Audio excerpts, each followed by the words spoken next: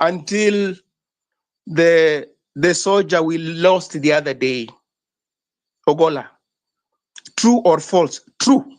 And there have been very senior ranking soldiers in the military over the years. They've been bypassed. Politics of exclusion. And when you do that, people close ranks. One of the positive aspects of ethnicity, for those who don't know, is that when communities are excluded, they have a right to rally behind one another and make claims on the state that is excluding them.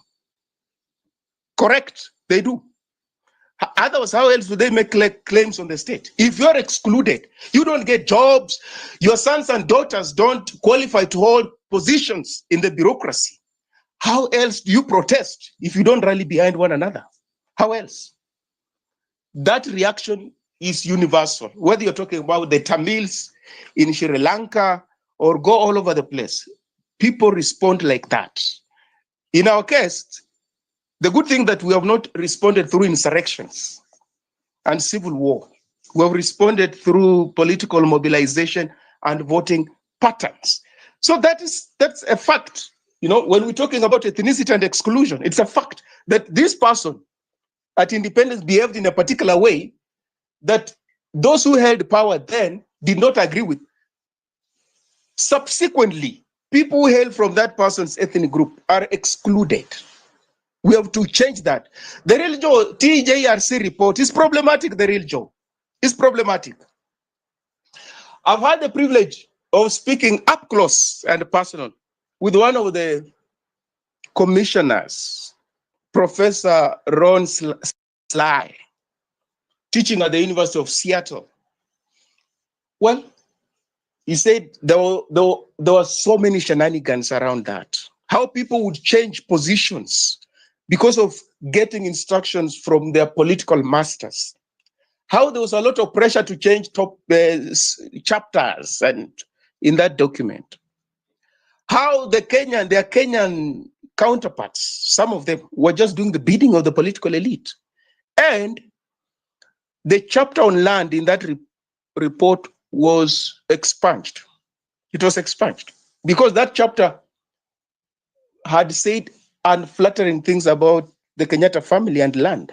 So they just came under pressure to just expunge that chapter before the report was submitted to Uhuru Kenyatta. Uhuru Kenyatta, who, son of Jomo Kenyatta. You see, conflict of interest. How do you help a society midwife out of that very problematic history when you're a beneficiary of that? Can you see how problematic that is? TJRC report, since it was submitted in 2013, it's never been made public, has it? It's never been made public. It's just gathering dust, I don't know where. But if you go to some universities around the world, you get those copies there, especially Seattle. They're there. So, Joe, even processes that we have used to get this country working, to overcome historical injustices and exclusion, themselves have not worked. Because the people are implicated in our historical injustices are the ones we rely on to help us overcome these same challenges. Can you see how ironic it is? Can you see how ironic it is? It's very ironic. So we don't move at all. And that's why when we talk about status quo, we get out of this status quo politics. That's what we mean. We are not going to move as long as we entrench the status quo, because we get a person who is invested in covering up on who killed Robert Ouko, for instance. You know, before NAC came into power, for those who care to read history, they were campaigning on unraveling the assassination of Robert Ouko. When they got into power, that matter just disappeared. It was never an issue until now. But when Moi was in power, they were saying, yeah, you're covering up this issue. When you succeed, we're going to arrest who and who. Nicholas Biwott and those kind of people, didn't they just die? Just die, just die like everybody else. Did they ever die from prison? No. That is what we mean when we say, when you follow the likes of Rigathi, the likes of Kalonzo Musyoka, the likes of Mudavadi, the likes of William Ruto, you are not invested in a Kenya that works. You are invested in entrenching inequalities, poverty, violence, ethnicity, bloodbath. That's what we mean. When Anthony comes here and talks to us about how he met, I don't know, Kalonzo, I'm disturbed when I hear that kind of thing. I'm disturbed because he's caught up in a time warp.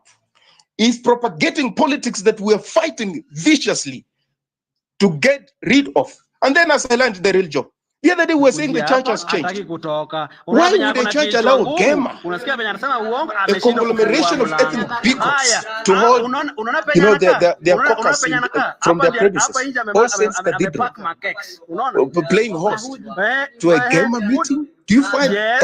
Isn't that sordid? Now, which church were we talking about yesterday that they have turned on a new leaf, now they're progressive? Which church? Which church? Suddenly, A is not association, because historically it is Gikuyu, Embu, Mary Association. Suddenly, A is become a Kamba. Goodness. Aren't we tired of this circus? Conveniently, A has turned it, and if you don't know history, you will think it was like that historically. No, it was not. Because there's somebody in power, you want to succeed and not to transform Kenya. You're just after naked power.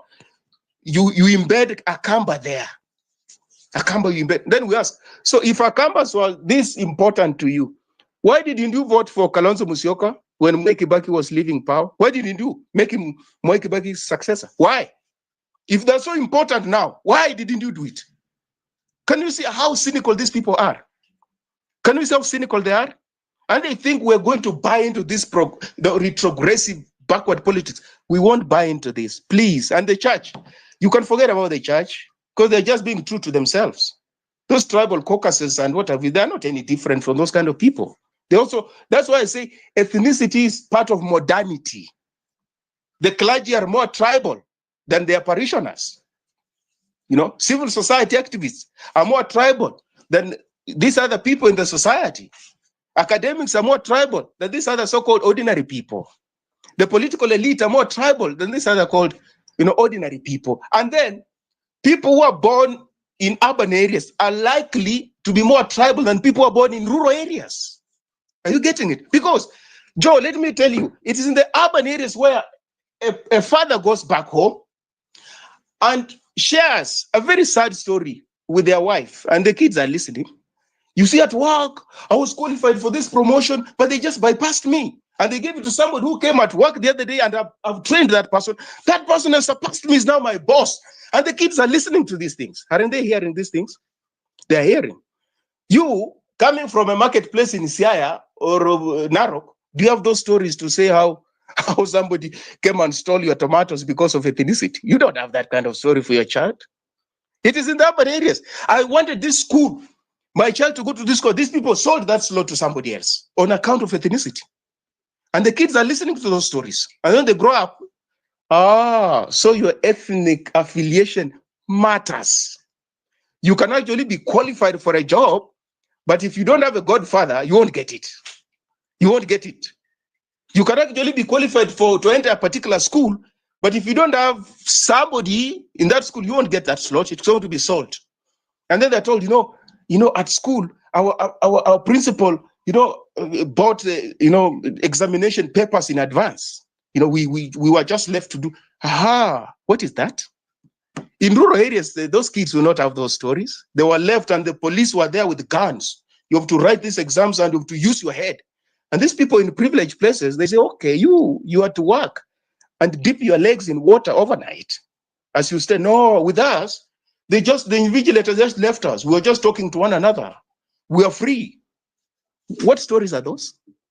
Those are elite stories, the real Joe. They're not stories in the villages. They're not stories by illiterate people, so-called. We think they have not gone to school. And that's why if you look at our political scene, the real Joe, if you're just keen, the likes of Oscar Sudi, the likes of Peter Salasia, and even this woman that people are ever lampooning, I don't know, it's called Karen Nyamu. When you just look at them dispassionately, they make more sense. They look more focused than the so-called elite members of parliament who carry big titles and speak big English. They are confused. They are out of their depth. These people are just true to themselves. Look at them. Just keenly look. I yield, the real Joe. Thank you so much. Thank you very much, Western. You're always bringing a different angle to the conversation.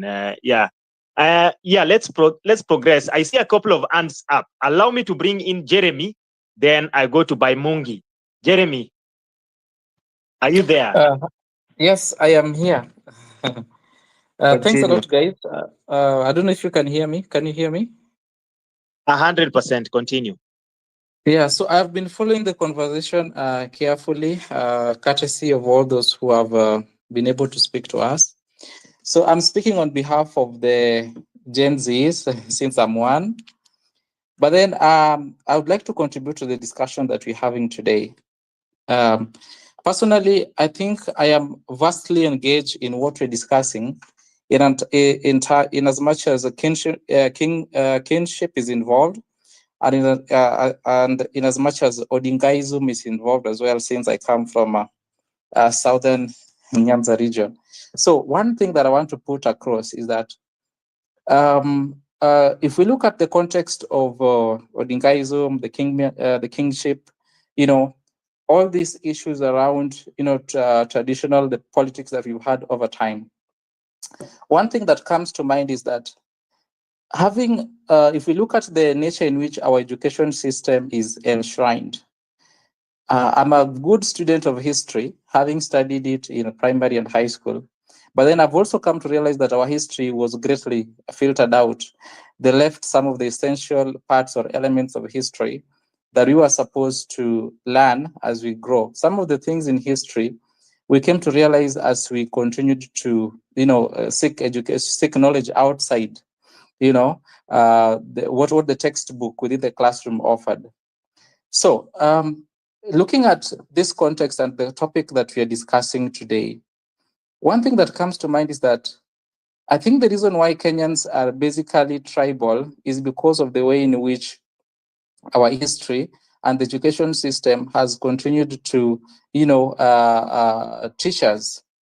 For example, if you look at the Luo culture, for example, there are certain things that within the Luo tribe, since someone, so I'm speaking from my community, has continued to teach us over time across our education system that has made us to believe that in all our doings and in all our endeavors, we should always strive to go back to the tribe. I remember growing up, we used to, do stories before bedtime. And one of the things that came out during those stories was the story about Raila Odinga. Personally, I started learning about or hearing about this guy as early as age 2. I'm barely 28 today. And some of the stories I hear even about Raila while growing up was one of them, and I know it is a myth today, was that at some point, even the former president then in the 1990s, Mr. Daniel Toroitich arap Moi, tried to assassinate him, and the car in which they were spraying bullets in, when they finally opened the car, they didn't find him inside that car.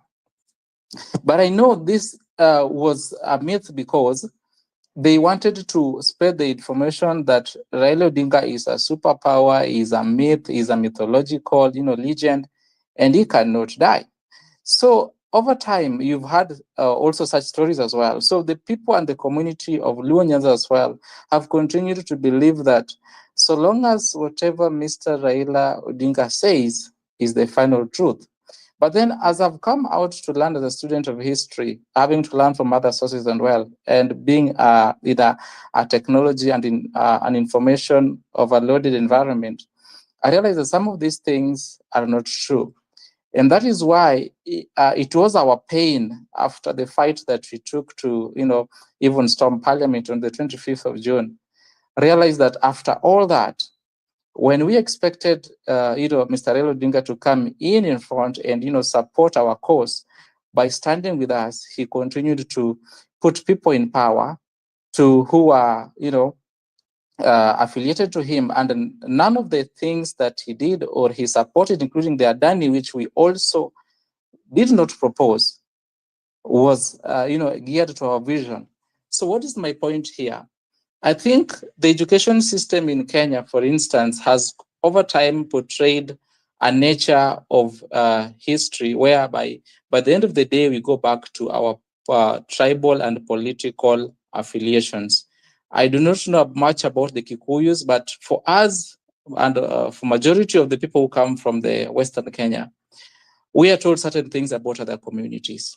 And that is the reason why when we go to the ballot, every general election to vote, we always think about this community, that community could do this to us. So in however much the other person is not good of a leader ideologically, we tend to, vote based on our tribe. We do not consider the other, the other leader who may have the right political will, who may have the right goodwill for the community.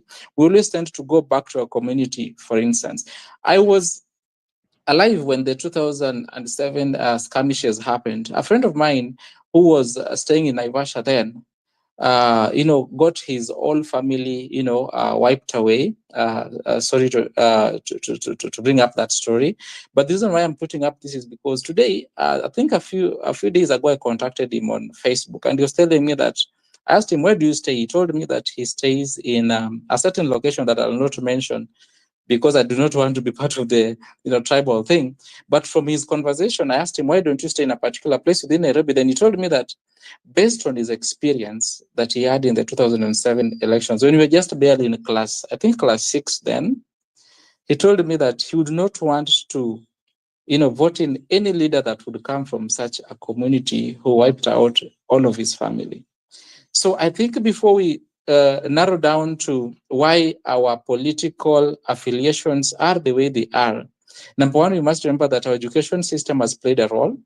And secondly, in as much as we Kenyans condemn tribal affiliations, when shove comes to play, we always tend to come back to the same political bigotry that we tend to, ignore.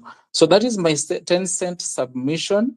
But I'm glad that I'm part of a revolution that's going to see the change in this. We, as the Gen Z, for instance, are speaking during this particular time. And one thing that we're demanding is we do not want political affiliations. We do not want, a history of, corruption and all these things that have been witnessed during Mwai Kibaki's time, during Moi's time, during Uhuru Kenyatta's time, and even during William Ruto's time. What we simply want is a country that works. I do not want to go to Saudi Arabia or US or another country in Northern Europe that is cold, when I have a country in this beautiful environment, warm climate, that I can actually thrive in and bring up my family. So that was my submission. Thanks, everyone. Thank you very much, Jeremy. You are talking about a lot of things, and I think you have vindicated me. Esco, you've heard what Jeremy said. Yeah, Raila once disappeared in a vehicle while it was being sprayed on with bullets, because one time I have said that Raila used to turn into a fly and disappear, and you guys didn't believe me. Now you hear this story from Jeremy himself, saying that Raila disappeared in a vehicle that was hit by bullets. And when they checked the vehicle, they were not able to find him. So you guys, you are now able to see that these stories, Esco, I hope now you are able to see that what I was saying. Yeah, I hope you're able to see what I was saying. But guys, moving on, I think we need to move on in the conversation. There are issues here that we have to also address in terms of weaponization of tribal and ethnic organization. One of these things is historical grievances. It has come out in a lot of speakers. I've heard a lot of speakers talk about historical grievances in terms of historical injustices. These are things that we must address for us to move on as a country, for us to be able to see, because from the submissions of Jeremy, I hear you loud and clear. You're saying, and these are some of the teachings. When I was telling you about the Luo culture, don't forget that the Luo culture, we have this culture of storytelling, and Jeremy has said it very clearly. And we always tell stories at night after kila mtu ameshakula. We surround ourselves, tunakanga kwa nyumba, and tell stories. And part of these stories, and one of the reasons why you find a lot of Luos supporting the Odingas, is the fact that there was these stories that we used to be told that, you know what, these guys are supernatural. And I've told this story before here and in the space. Na Esco alinicheka vibaya sana. Now Esco, you've heard. Redemptor you've also heard this, and I hope I'm vindicated from all those I told this story before, and now didn't believe me. But moving forward in this conversation, one of those stories that we also were told is about the historical injustices. We were told that Luos were killed and things like this and this and this and this happened to Luos and things like that. It was, of course, maybe blown, I don't know whether to say blown out of proportion or what. The stories were told. And this is one of the reasons why we were told that some of the stories go around that, you know, these people killed our people, so you cannot support them or you cannot vote for them. And that is why in some, I know, like I said, Luos are very defiant. And that's why in some places you find that every time after elections, that's why you find Kenyan elections are usually very emotive, because it is always a matter of life and death. You're voting the people who killed us.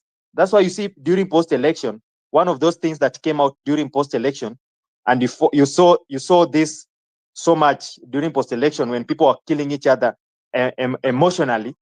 You found even those people who are displacing and killing each other inside in Nyanza. When you found these things happened in Kisumu, I was there in Kisumu during post-election, and I saw people being evicted from homes that just by the fact that you are in a certain tribe, you'd be evicted because it is alluded that you voted for Kibaki then, and because you are from the same tribe, you automatically voted for Kibaki, and these are Kikuyus, and you know, those things happen.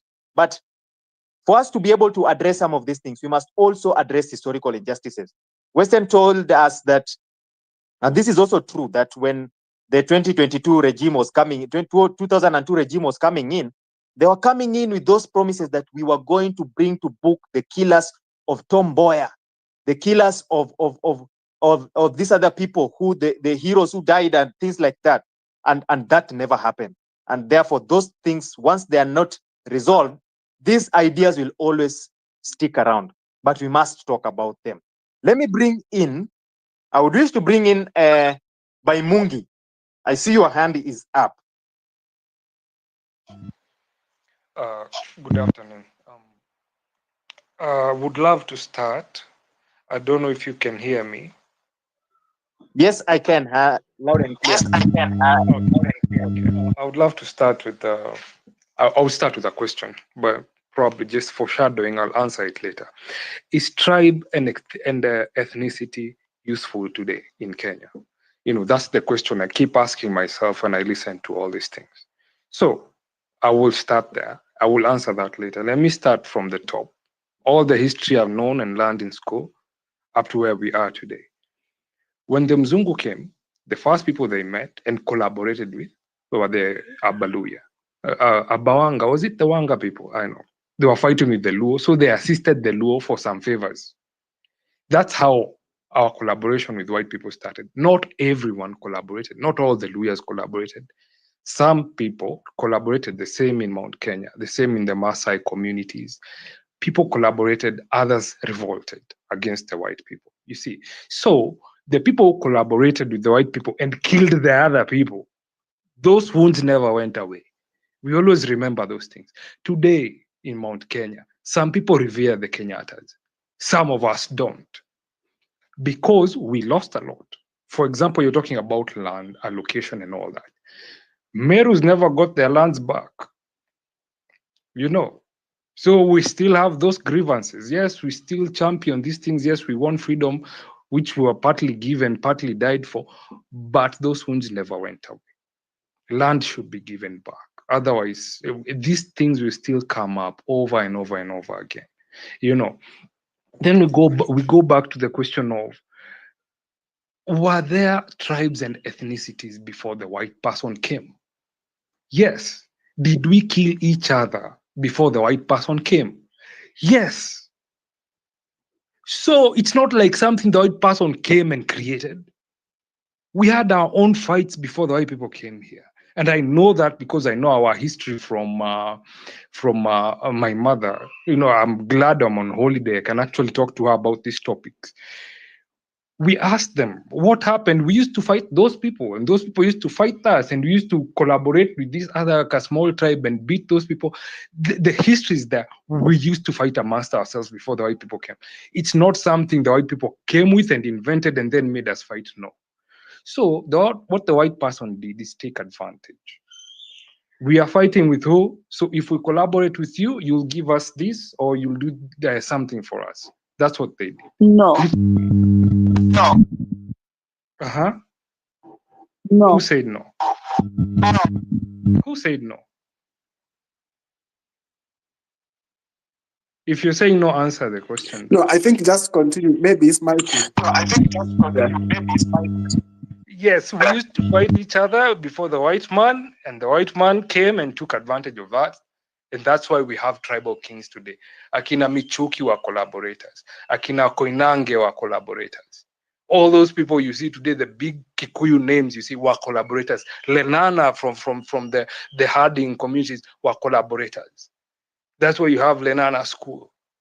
All those people are collaborators. There's no big name you see today that was not a collaborator. No. Okay, let me finish. It's fine. Let me finish. The people who won the war, the Mau Mau, are poor. People think the Mau Mau are only Kikuyus. No, they are not only Kikuyus. They are there in Meru, they are there in Kirinyaga, they are there in Embu. Some of them were Kamba.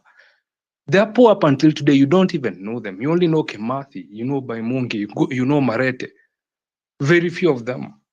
Those are those that are still alive. You know, the people who collaborated with the white man, those are the people who are running the country. The people who literally suffered for this country, even though we didn't win the wars. The people who were killed and put on concentration camps, those are the people you don't know about. Those are the people who asked for their land back. They never got it back after we were given independence. You see, so I keep asking, is tribe important? Is ethnicity important? We all lost at the end of the day. And that brings me to the thing of differentiating. Well, now in Mount Kenya, they're trying to create Mount Kenya East. We as Merus, we've never had a war with anyone. But you hear Roko there, and Kikuyus have misused them. Even Embus themselves are shocked. How have Kikuyus misused us? They've never misused us. We've always been friends. They're trying to create small tribal groups so that they can manage Mount Kenya East. Mount Kenyans wamekata. So I keep asking, is it important if I come to let's say Western Kenya and start saying, oh, these are these types of Luyas, these are these types of Luyas? Does it help us end of the day? No. That's why I want to use the example of Northeastern. Northeastern are given the most money in our devolved budget. They have zero development. Pause kidogo Baimungi. Just for Wanjiru and Real Joe, No. sorry about this. No. Could you remove newbie? I think it's a bot. And nataka kuangusha space. 30 minutes. Kindly angusha, toa hiyo newbie.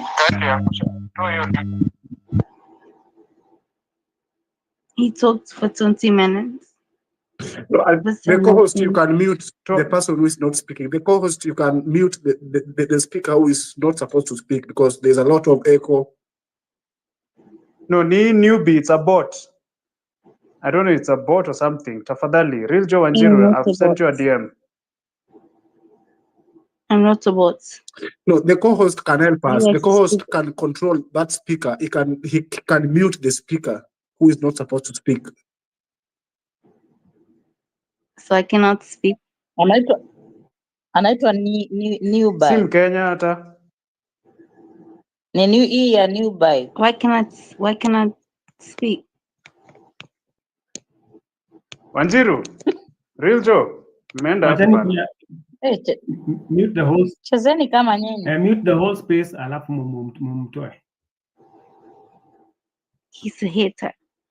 It's the Americans say he's a hater. He hates me for no reason. He spoke for 20 minutes and said nothing. He's a hater. Alakweli ma host Watu wameenda wapi?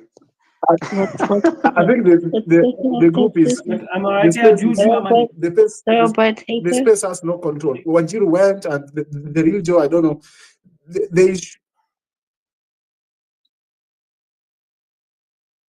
What happened when I No, Wanjiru, you should take control because when you are away and then we have speakers speaking. Sorry everyone, I apologize. I don't know who came to the space. All of a sudden I'm hearing another language.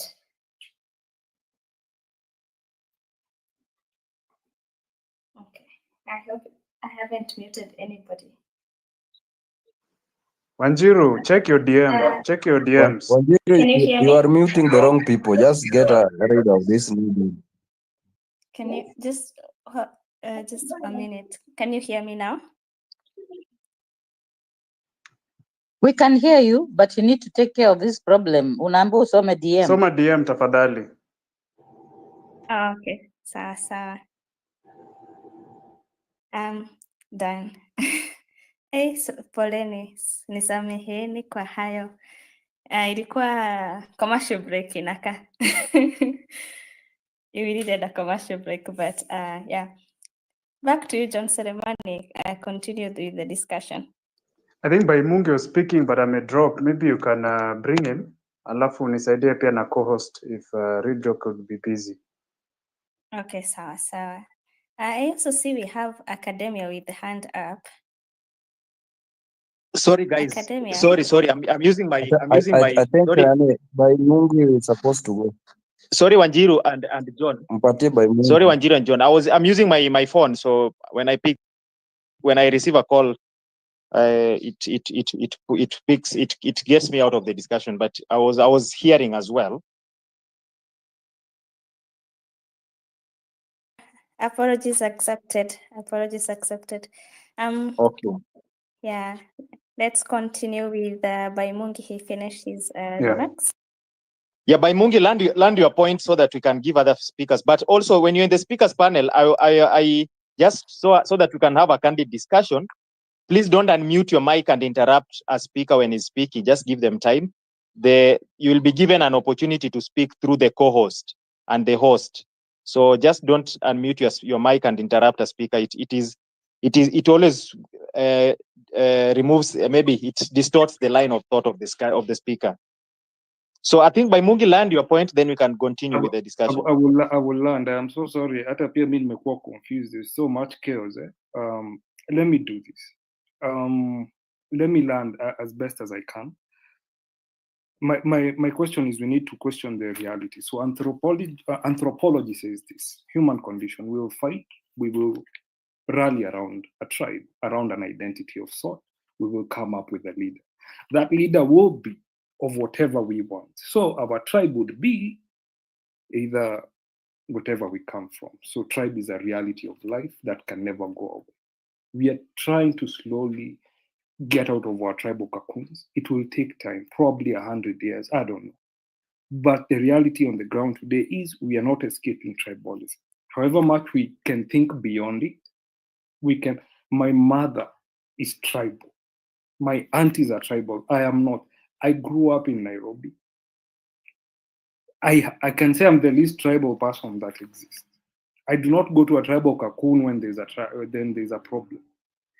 But then again, we also have to accept that it exists, and it exists in the rural areas, and it exists for one reason only, such that we are not socialized as people are socialized in cities and in bigger towns.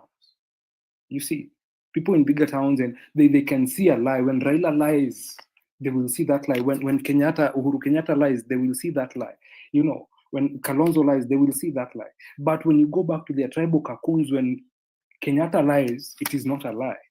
If you go back to the other tribal cocoon, when Raila lies, it is not a lie. That is what tribalism is. So that was what I was trying to put across. Tribe is a reality. It is not going away. We can only fight it by socializing better, by talking about issues, not about tribal kingpins. But tribal kingpins will continue to exist as long as tribes are bigger than anything else. My other issue was the downside of tribalism is because our leaders know they can take advantage of our tribal cocoons. End of the day, mkiambua Wajaluo wanapigwa, you will fall into a tribal cocoon, and your leader would be the person who's going to fight for you.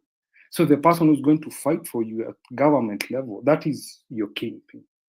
So as long as they rule us through fear or that kind of thing, they'll continue being kingpins. And we need to get out of that. And that's why I love the Gen Z protest, because it beat all of that nonsense. It was about issues. It was not about tribe. It was about, and that's why I keep asking, Kikuyu don't pay less taxes. People from Kambani, they don't pay less taxes. People from Kilifi, Kwale, they don't pay any less taxes than the rest of Kenyans. But you go to Kwale, they don't have schools. Kilifi, they don't have even hospitals. They pay the same amount of taxes. They receive even bigger shares of national budget, like Northeastern. Northeastern, all their leaders were Mejenga South C, and South B, and DC.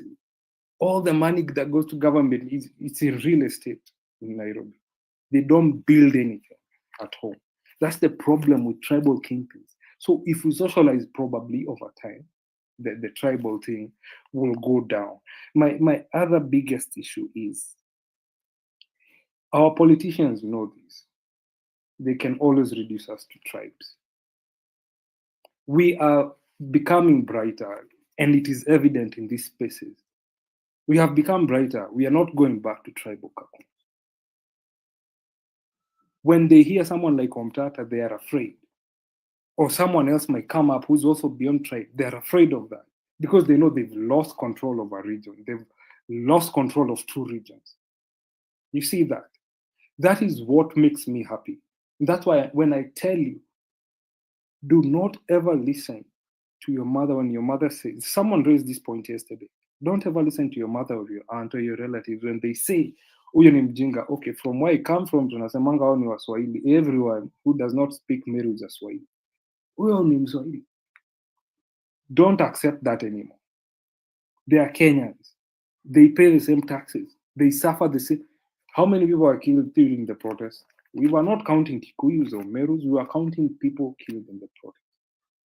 And that is how we should be from now. When KRA collects your tax, it does not collect tax ya Wanjiro is less than tax ya Real Joe. It does not collect tax ya Western, itakuwa 20% more because he's from Western. No, we all pay the same taxes. We suffer the same politicians. So in that sense, I think I can learn this by saying ethnicity and tribalism is bullshit as much as it's reality of life. It is true we are tribal. We fought before colonialists came. They took advantage of us and made us even fight hard, probably in some areas in Western and Nyanza. You know, those wounds are still alive. Merus and Kikuyus have a wound that is chini ya maji. We've never dealt with it. But end of the day, is tribalism useful? No. Is ethnicity useful? It is useful if you're going to celebrate your cultures. But if it's going to separate you and make you fight and destroy your nation, like Sudan is destroying its nation, like Israel is doing to Palestine, that is the stupidest kind of ethnicity and tribalism. So I am saying this. We pay taxes to one government. That is our only tribe.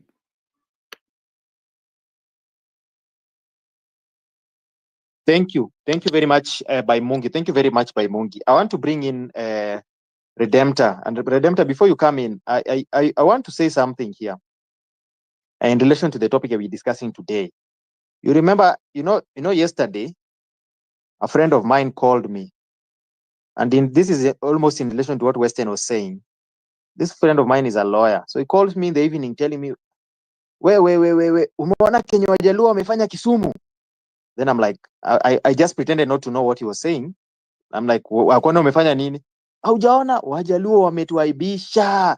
Wajaluo wametuaibisha. Wameenda kwa rais, wanapigia rais kelele, wanamwambia hadi watampatia 10. Aya, Wajaluo ndio sasa watatusaidia kwa hii movement. Why tusaidia kwa hii movement? I'm like, he was trying to put across a point. So I knew what he was saying. Yeah, the rally yesterday and things like that. But we have to address some issues here that are very fundamental. And I want you to listen to some of the speeches. There's a speech that was done by Opondo Kaluma some time back when they shared a platform with the president in church, and Opondo Kaluma was saying, you know what? I've never had an opportunity to address or to make an address in front of a president. That is the reality of it. This exclusion has happened in so much so, these people that you saw in Kondele yesterday, I think the first president to address them was Uhuru Kenyatta, and now William Ruto addressed them after this purported, what is it called? Bread-based, broad-based, whichever name you want to give it, bread-based government. Some people have heard them saying it is blood-based government. Some people are saying, yeah, all those kind of names. After this, that's when now you're seeing the president has gone there. Must it be like this always, that this exclusion is there to an extent that now people have to be led to a certain direction for them to be able to see maybe even development? You saw some promises that the president was giving and things like that. These regions have been underdeveloped because of a political alignment. And that is why I was giving some brief cultural relations to what you're talking about today. But I would leave that at that. I want to leave my point hanging at that. Let me bring in Redemptor. Redemptor, I now give you time to speak, to put in across your points, even though I will try and cut off 1 minute from your point, 1 minute from your time, because you also ate my time when I gave you time to speak, Redemptor. You can, this is on a light note, but I give you the mic, Redemptor. They're not eating any of my minutes. I actually want to apologize to Baimongi. I don't know what it does to your thought process when someone interrupts you. But I also think it's very interesting that the interruption we got was from an automated voice. And it was like an AI that was monitoring what the conversations were, because it kept saying no, no. And then you've been speaking for 20 minutes. So that is uncomfortable. So Baimongi, you are making very valid points. But yeah, tunajua tunasikizwa. Anyway, that said, I think I want to begin by saying that a tribe is, when it comes to a politician, a tribe is the same, that piece of paper that was called Kipande, that the colonialists give the natives to identify them. It works in exact same way. Your ethnicity, when I speak Kamba, when I have the things that I've growing up doing as a Kamba woman, they have no relation with that thing that happens when then Kalonzo becomes my kingpin. And on Odingaism and the fly that flies, I don't want to go into a lot of historics, but I'll tell you for free that our first president was a ritualist, a serious ritualist. And his favorite place to do his rituals was at the coast. And when the shrines were being destroyed, he was busy getting powers doing. Don't forget also, among the Mau Mau and the Kikuyu, and when you hear the oaths that have been taken, there was also oathing that was going on. So when I talk about people being slaves, I'm talking about it in every sense of the word. And I didn't want to go to the Americans. I just wanted to give a very simple example of the people who live in the slums and they work for the rich people. And the people would want it that way. Nobody wants their housekeeper to one day be their neighbor. It's just human nature, this socioeconomics, that one group always feel that they are better than everyone else. And so that said, we should never apologize for being from a tribe. We should not even be shamed for how our tribesmen behave. But I want to give a very simple example. That's what I'm saying. I asked someone who has met Raila, akuja nichape nikimaliza kuongea, greeted him, akaniuliza, I just asked a very simple question. This was a victim. This is someone who needed justice. And nikamuuliza, when he shook your hand, what did you feel?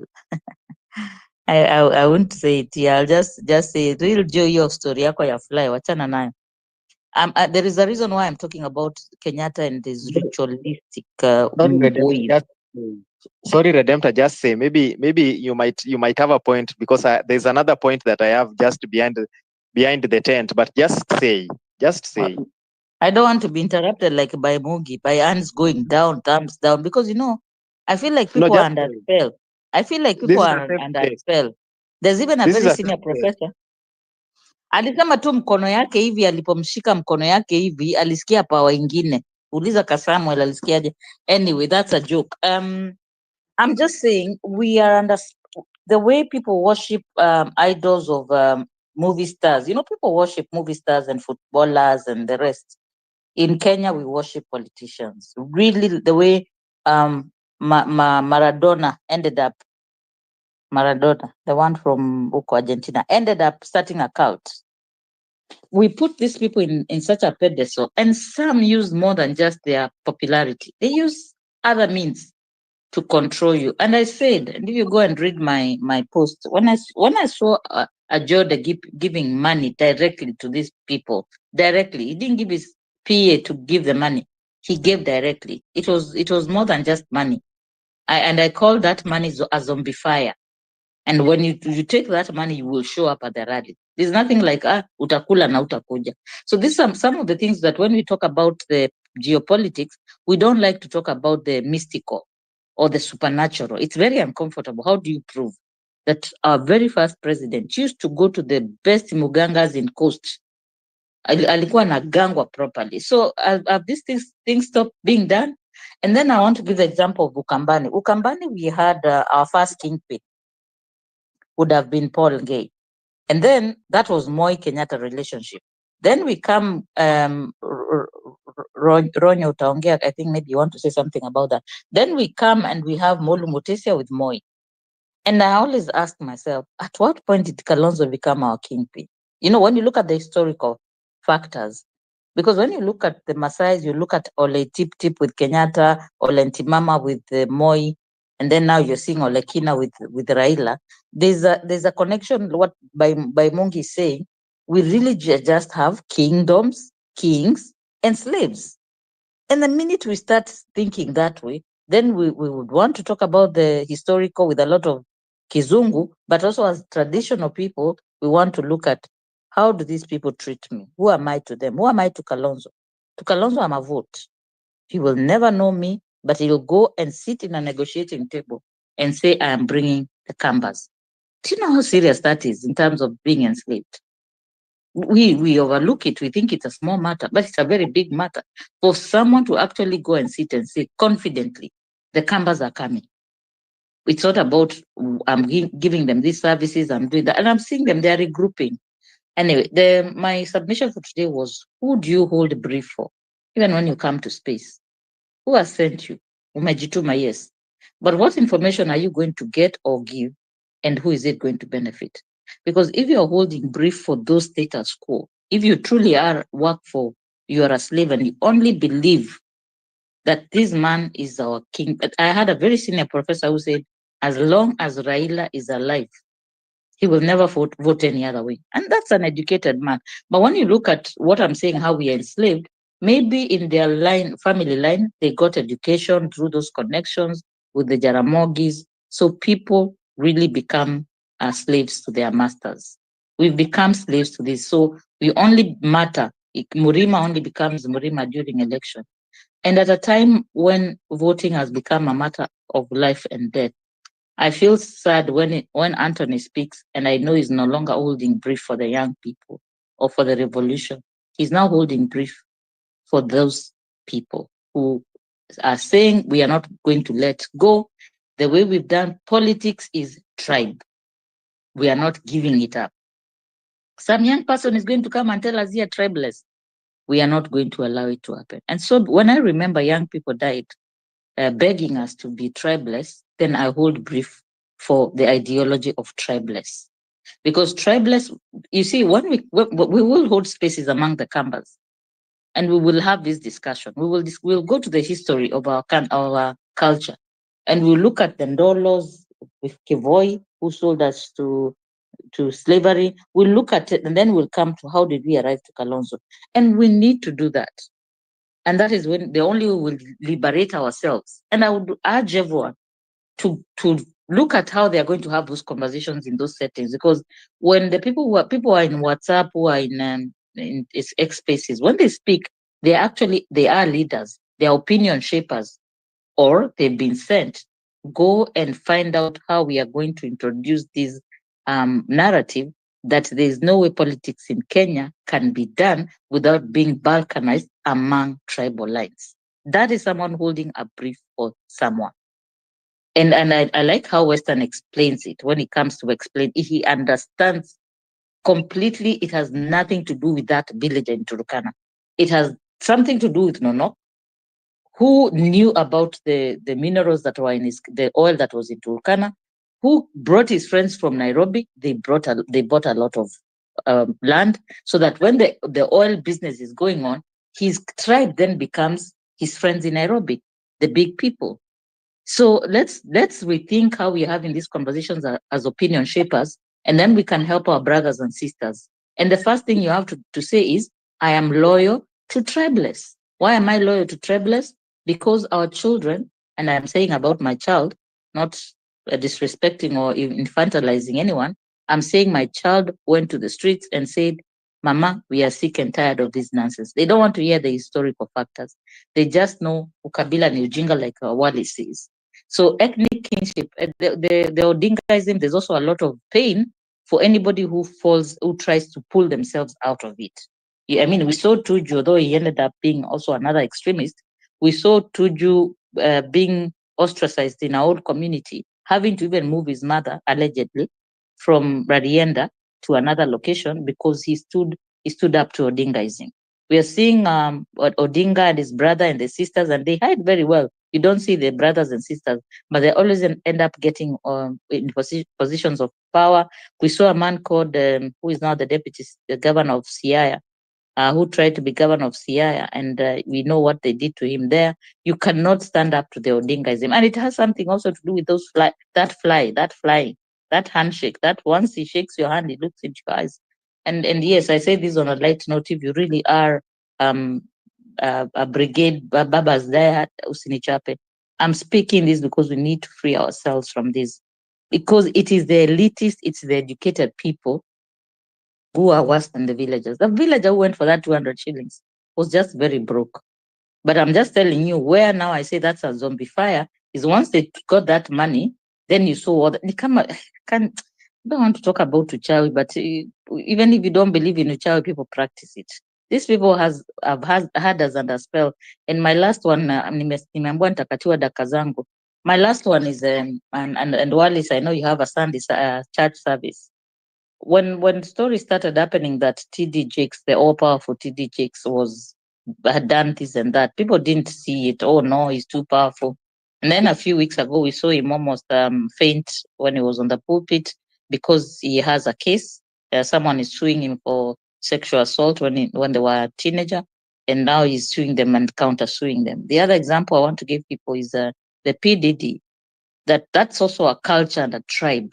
You know, those are tribes. You belong to East Coast, West Coast, and somebody held all these other musicians hostage for that year. So that's what I'm saying. It is possible for this thing to break down. It is possible that what they've done for the last 60 years is a Tower of Babel. And the reason why it's a Tower of Babel is because of intermarriages. It's because of education. And it's also because whatever spell they did, you know, these people do weird things. They bury a whole goat alive. Some huko hola, unasikia mtu mkubwa sana, very senior professor amesoma, Wakamba wanasema amesoma mpaka mbiti kaka, you know, mpaka the throat of the hyena. But nasikia wana bury a whole goat, they do rituals. And the younger generation maybe are not doing those, they are not, so it doesn't affect them. But I think our generation, hii pesa tumeshikashika hizi ya ma politician, these 200 shillings. And another example, there's this culture of some Asian community, allegedly, I'll put in quotes, that before they pay their workers, they put the money in the toilet. And they cannot pay you before the money. So they take the money from the bank, it slips in the toilet, and then they pay you. And I've been told by a lot of people, you know, I laughed about it like the fly story, but I told it as a true story. The reason why they put the money in the toilet, and I'm not saying putting it in the pit or in the bowl, the money slips in a toilet. Symbolically, the money slips there so that it is as useless to you as shit. So that when you receive that money, it will not help you. So, in as much as we don't want to do it, this whole tribe and politics is not our ethnicity. This is a tool, a gadget that has been used, and all means have been used. Leo niko na conspiracy theories, but I hold a brief for young people when they say tribeless. They are telling us it has never been done. The way they say nobody could challenge P. Diddy, who stole the star of some musicians. Yote yawezekana. Asanteni.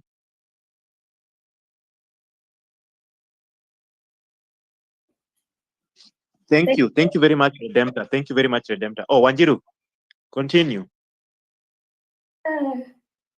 Just go ahead. I was just laughing at the conspiracy theory, but Redemptor said it's not. Yeah, but it's a funny one. Sometimes I like hearing these stuff. They are somehow conspiracy, but thank you so much, Redemptor. That was interesting to listen to. I will put a little bit of research on how mbona by the way pesa hazisaidiangi mtu ukishapokea mshahara. But yeah, that's on a funny note. Back to you, Lil Joe. Although I hadn't skia tribeless Nawaris for a minute. Yeah. Thank you. Thank you, Wanjiru, for bringing that. Yeah, Wallace had dropped kidogo. That's why you might have not have heard his voice. Najua ulikuwa unataka kusikia sauti yake. On a light note, but let me bring in Wallace now that you have been adversely mentioned by Wanjiru. Now that you have been mentioned by Wanjiru, let me bring in Wallace. Wallace, you had dropped, but the discussion is continuing. I hope you've caught up with us. But as the new speakers come in, I want us to address this issue of weaponizing ethnicity. Let us address this issue of weaponizing ethnicity. Politicians have used this so much. Patronage politics, and all these things. Let us address that because that is part of the topic that we're discussing today. Let us look at how this ethnic weaponization affects our national unity and cohesion, as well as also it has been used to shape up political narratives, including electoral outcomes. So this is something that I would wish to hear from the coming speakers. So let me start with you, Wallace. Then kuna mtu nimeskip sana, but I would also bring in Ronyo. Ronyo was here before also as well. But let me start with you, Wallace. Then I'll go to Ronyo. Then I'll bring in Tribeless. Then I'll go to Anthony. Then we'll progress like that. So let me start with Wallace. Okay, thank you. I first to very much agree with the Redemptor and the sentiment also made by Western that in these spaces we have to be very wary of people who try and fix Kenya in that mindset of things can never change and will never change, from the Ukabila mentality that has plagued us for so many years, since 63. It is very important to listen to how somebody is talking, because even when you say some things without using, you can be intelligent but not use wisdom in how you phrase something and how you present something, which is why, for example, we went off on a bit of a tangent because of how the negotiations term was used, that some people are better negotiators than others, ignoring the fact that doesn't matter how much you negotiate if you do not have the resources availed to you, and that kind of dimension. But I'll not go to that direction. But the point here is Ukabila, as even by Mungi has mentioned, of course, has been with us for a long time. And as also I've shared in spaces that it's been a campaign we've run against since 2008, 2009, Ukabila ni Ujinga. And we always used to highlight the fact that belonging to an ethnicity is very good. In fact, there's a lot of strength in a diversity. But even as we have studied it, as we are running the campaign, we've known every community has its strengths and weaknesses, which is why I like the dimension you brought about culture, that we should look at our cultures and understand, okay, sometimes this is why we reason this way, because of the stories we've been told when we are children. But we also need to learn actually that, for example, with the TJRC, only maybe even after this revolution wins, can we do a truly honest sort of like TJRC for Kenya? It's something that needed to happen because, as we've noted, there are hurts and pains all the way back to independence, including those assassinations. It was not only Mboya, Pinto, JM. I mean, people were assassinated. And one mistake we make sometimes is to only stick to our narrative, what my mother told me, and not being ready to listen to by the way, what did your mother tell you? So that we can try from these different accounts to piece together what is the complete picture. So, for example, if you are to look in one side, I think Western mentioned something like people have never tried to take it by force. We know about the coup. We know about two coups, 1976, 1981. Look at the names. Who are the coup leaders in those coups? Okay. So when you have those kind of historical facts, it's not that it's condemning any community or anything, but we need to be able to bring the whole truth on the table, review it, see what were the full details, what was missing. People were being disappeared from all communities, of course. And of course, we learned from the Kenyatta time that once you have supposedly your communities in power, try and help it as much as possible. But Baimunga has made it clear, the people who are home guards, the people who are collaborators with the British, ended up being the leaders of a free Kenya. That was a big misnomer, but we can't fix it for now, because when you try and fix those historical injustices, and as Western has put it, the people whose fathers facilitated the injustices, you find them to be the president. It will never work until Kenya has a total reboot, refresh. People who have no historical past. Now, like the way we are saying, somebody like an Omtata, he has no, he's not come from a big name. He's not a dynasty. Such kind of people are the only ones who can say, now, Kenyans, let's sit down. It's going to be painful, but I guarantee you this, like when you go to hospital, there are times the examination procedure is painful, but it is necessary so that the diagnosis is as accurate as possible, and the healing and the prognosis is as relevant, and healing can happen.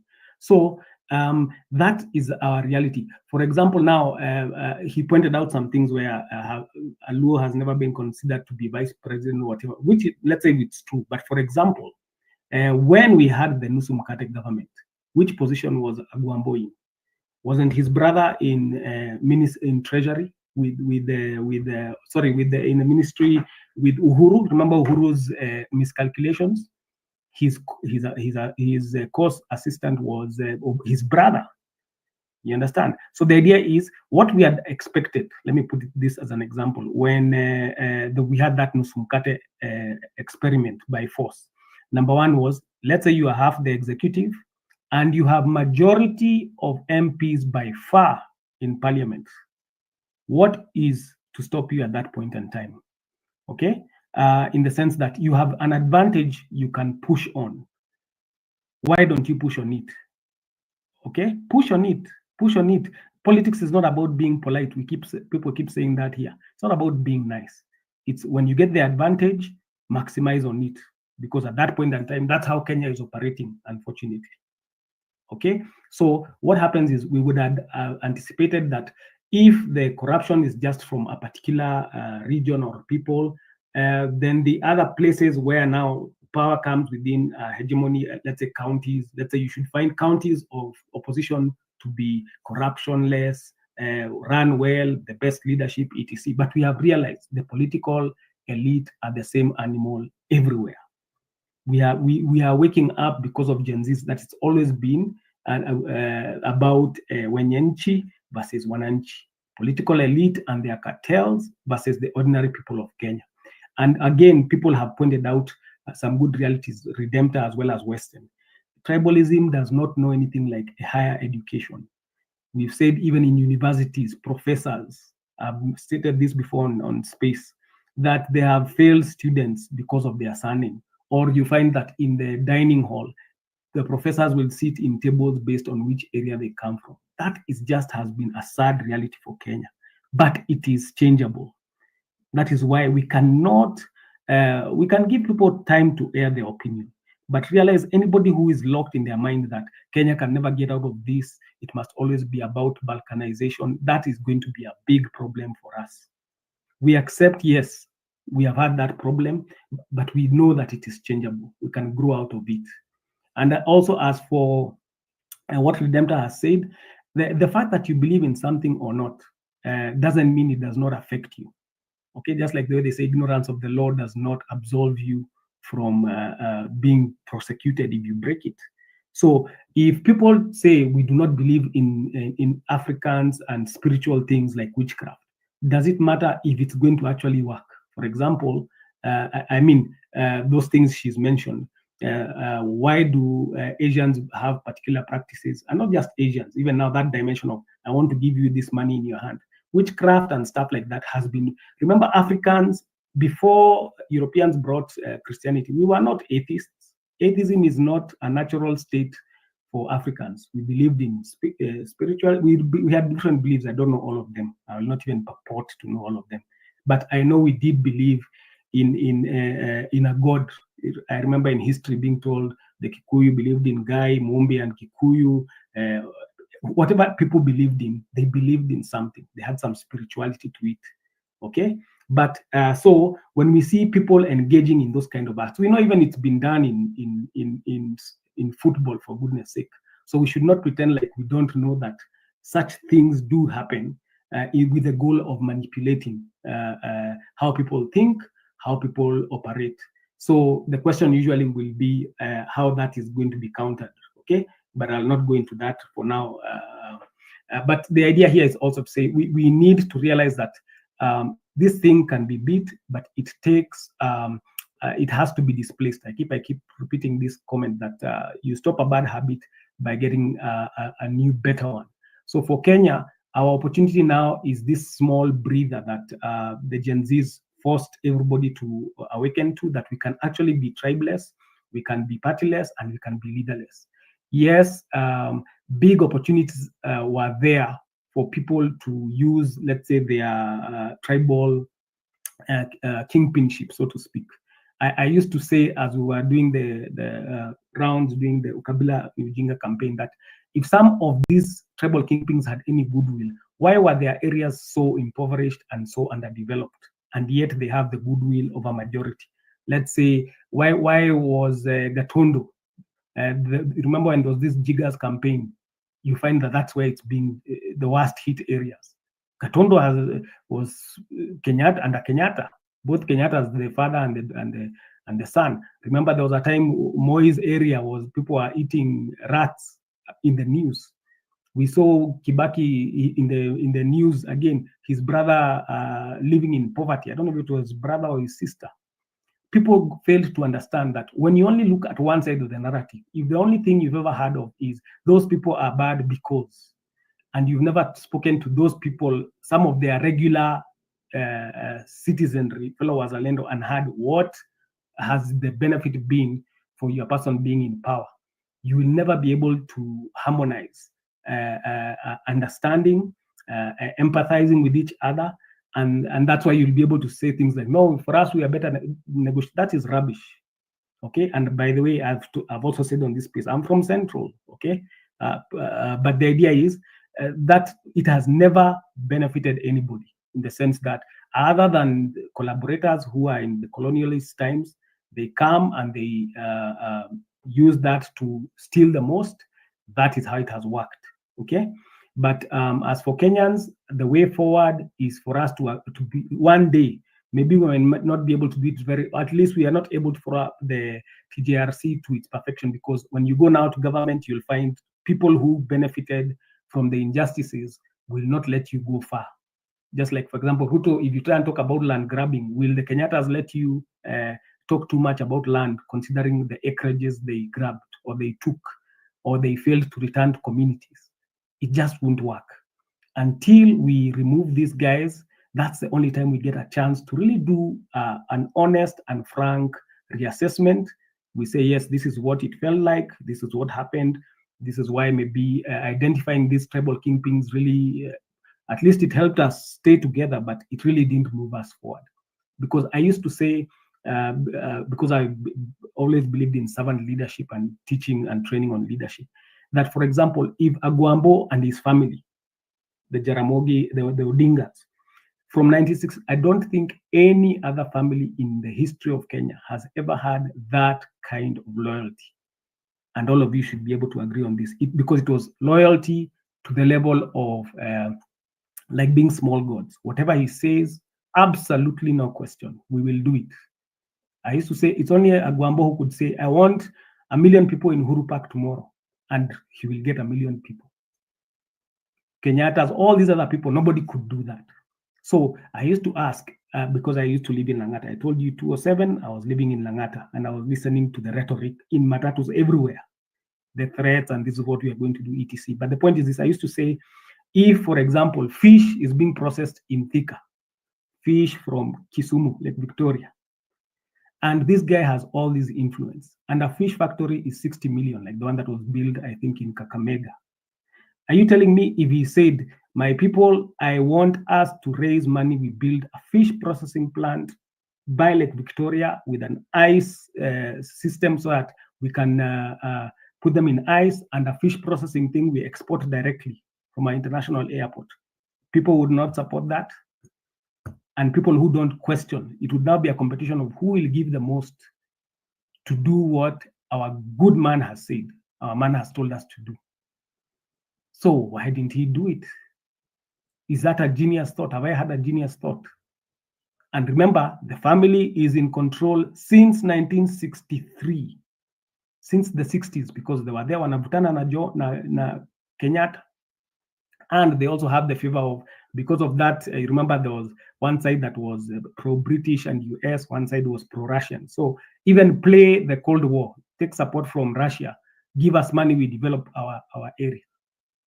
So a lot of this psych for our man never moved any community anywhere.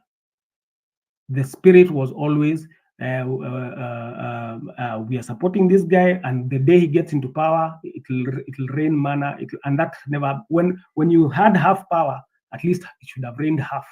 We should have seen that half rain or a quarter because of your position and your numbers in parliament, because those are facts. If you go into how many seats did ODM have after 2007 in parliament? And remember, that was not the new constitution yet.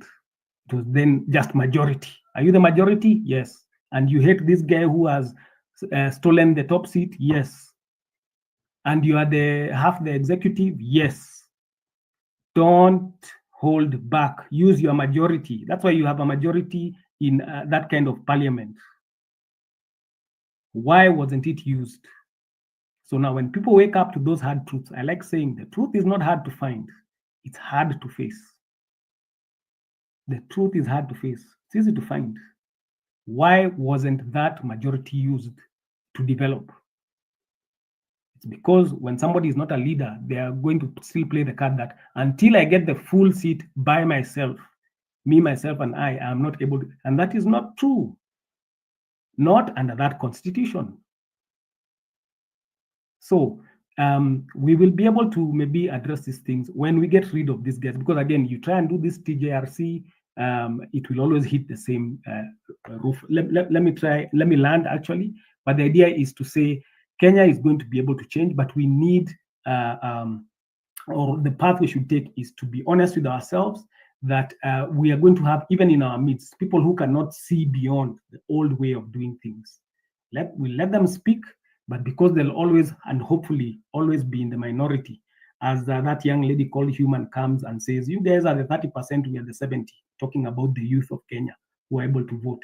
I always pray and hope that these younger people who are able to move on June 25th and they were moving on issues, they keep that majority when it comes to continuing to vote and continuing to engage in this country. So even me, I stand with them, and I also stand for truth. And I've always been for Ukabila and Ujinga. I appreciate all ethnicities. I love all Kenyans because I believe we are all created by God, and everybody has a right to have a divergent view, and even faith. Even if you're an atheist, I respect if you decide to be an atheist or an African, whatever you want to be. but let us be guided by now a love for our country. I think let me land on that. Thank you very much. Thank you very much, Wallace. A lot of valid points you're giving there. And by the way, let me tell you a very short story. You know, growing up, before I was born, I met someone who was called alikuwa anaitwa nani ile Luanda Magere. This guy bana was a serious person. He was a supernatural. I know this guy, he was not easily killed. He was a Luo, by the way. He was not easily killed. And his body was made of stone. So when you come with a spear, when you go to war, ukikuja na spear, if you ukimdunga, it doesn't work on him. I know, anyway, I'll tell you the story as we progress. Let me bring in Ronyo. Ronyo, how are you? Fine, thank you. I hope you can hear me because I have earphones. Yes, I can hear you, but kidogo kuna echo kwa background. Oh, let me remove the earphone. But just continue so we see if we'll be able to grasp your point.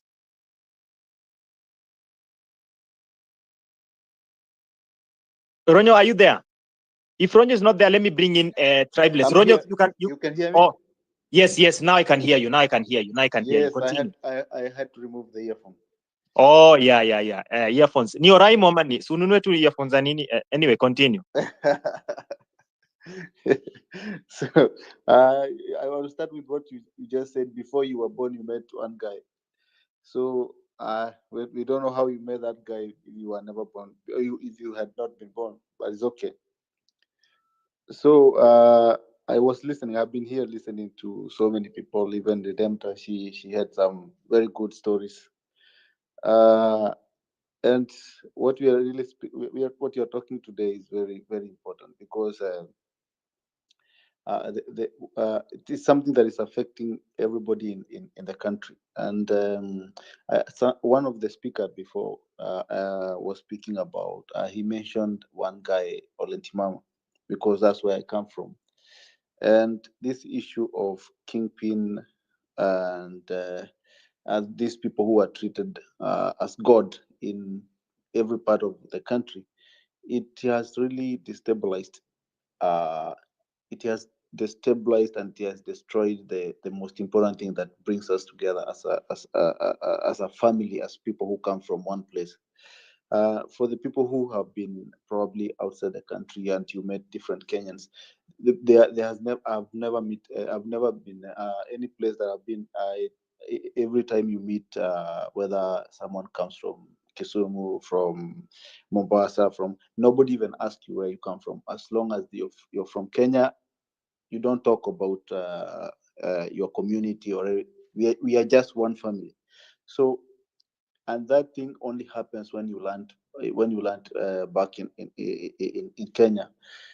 And this thing and for those people, I think one of the speaker was saying those who believe that this cannot change have a problem, because I believe it can change, because it's only the few people, maybe the Kenyatta, the Raila. Now in our place we don't have anyone, because those who are trying to come up and try to replace Olentimama, it has not worked for some time, and I hope it will not work, because this thing, especially during that time when Olentimama was, so many people died. And for him, actually, he was not originally from Masai. Hakuwa ametoka, si Masai in the first place. There was fight long time ago akuwa mdogo, and then it happened vile alitoka shule, the parents were not there, so akachukuliwa na that family ya Olentimama, and then they brought him up, and then because the Masais believe a lot that wealth is in animals, goat, cows, so hakupewa aingie in that area, so they said let's allow this guy to go to school so that he will not, hata ingia kwa mali. So for him, he was among those people in that place who was learned, and akachukua that opportunity and replace a guy mwenye alikuwa anaitwa Ole Tipis. You remember the days of Moise? Hakukuwa na story. It was when you are voting, it was about a line. Whichever line is ni mrefu kuliko the other one, unaambiwa umeshinda. So the guy came in, and then what he worked on very early, he made sure he destroyed any other person who was trying to go in the way ya kwenda shule. And he told people about, he discouraged the community and issue ya development. He used to tell people, if we make roads, tukitengeneza barabara, sorry for that, the Masai, the Kikuyus will come and they will steal your cows. So no need of good roads, no need of infrastructures, as long as our cows are protected, and these people will not be able to steal our cows. It's a really a sad story.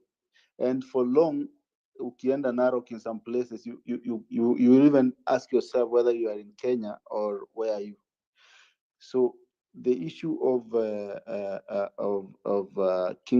this kingship and all that is a big deal. And even the way people are looking at saizi watu wanaangalia, must go went to Kisumu, and people were celebrating, and I saw people are trying to compare when he went to Embu and when he went to, and then they are saying, oh, even if you Kikuyus are not with us, the Luos are with us, and we don't care. And I saw one of the guys, I don't remember his name, when he tweeted that, and people are joking around with that. And during his, I'm just trying to mention Timama because I'm referring to him because he was one of the kingpin in my place. So during his time, so many people died. So many people. There's a place near Naregankare where a place where so many people were killed because the people who settled in that place, majority they were from the Kikuyu place, and they were really developing the place, and most of them they were going to school. So he saw them as a threat, and he realized if these people continue this way, they will also influence the community. They will start going to school, and my position will be at stake.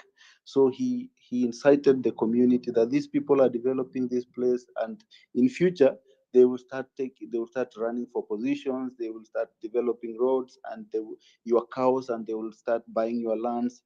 So there was the fight, Kukatokea Vita, and so many people died, including children. So many places, and that place right now, for years, nobody, kwa sababu ya the blood and all that.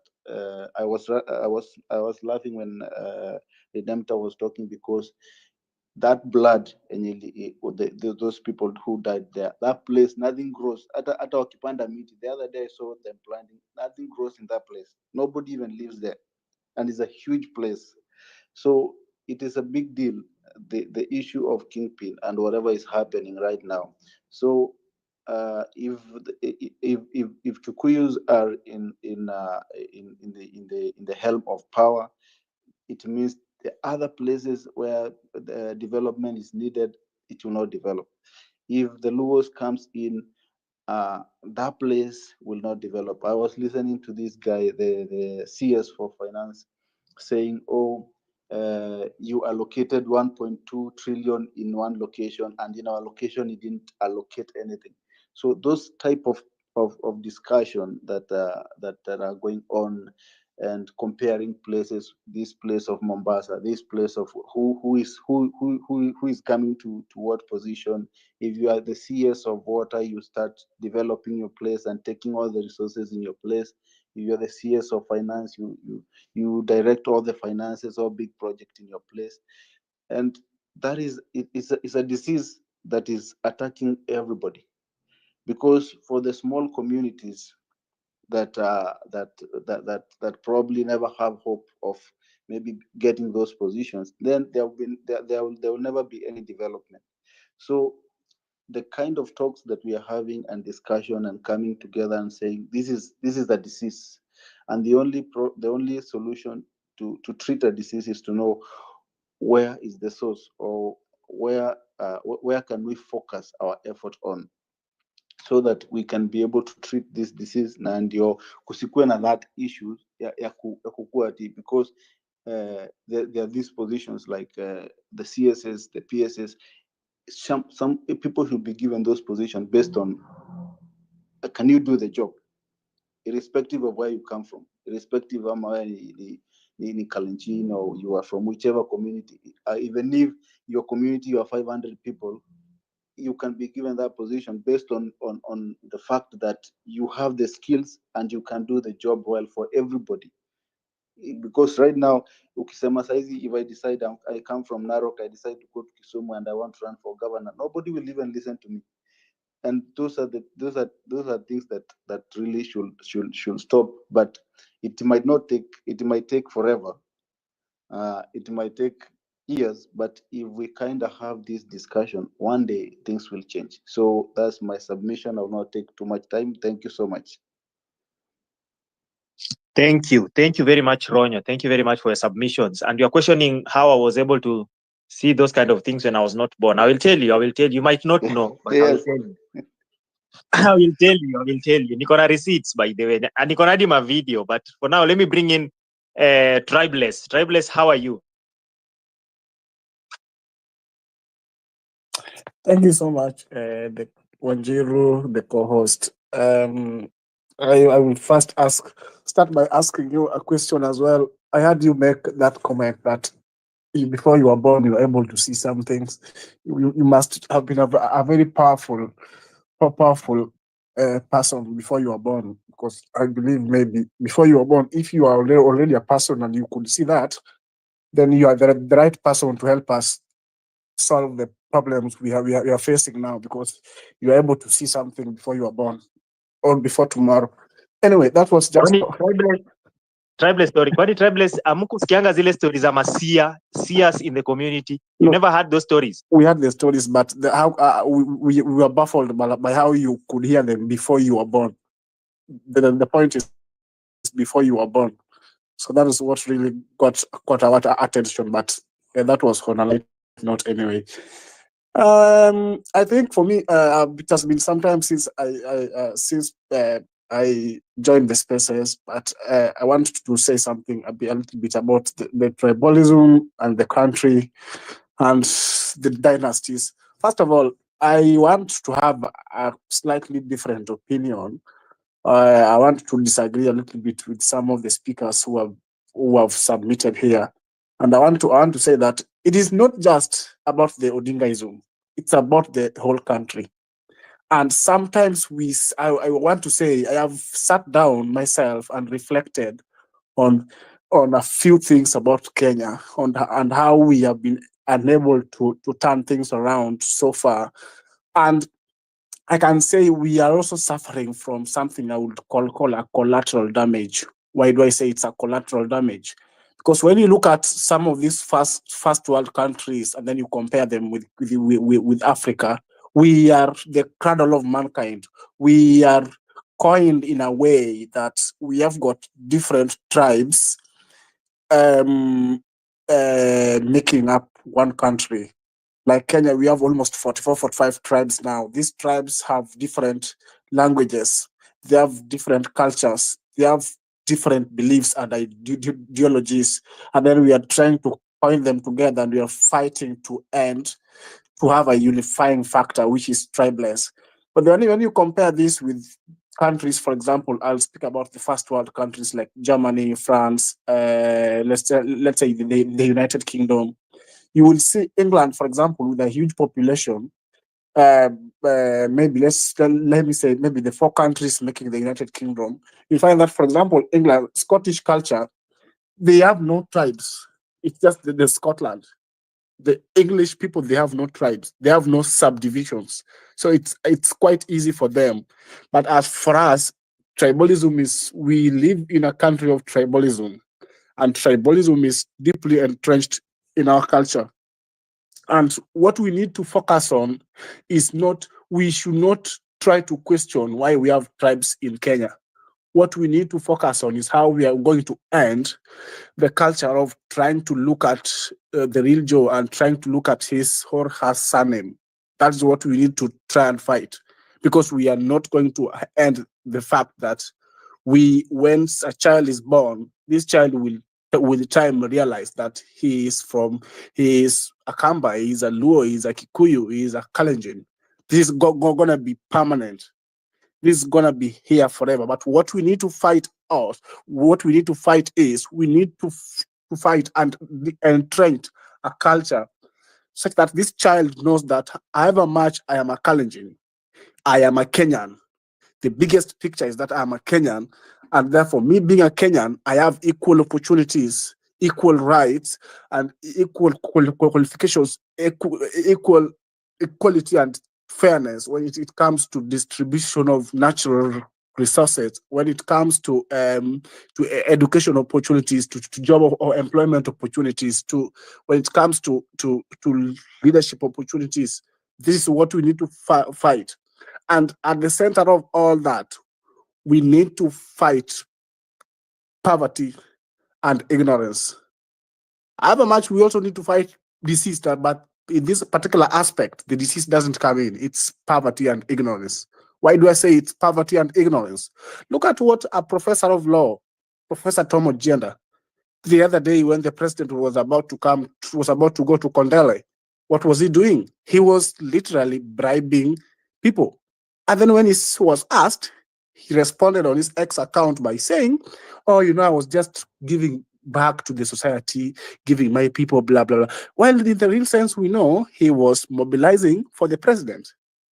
He was mobilizing for Kasongo.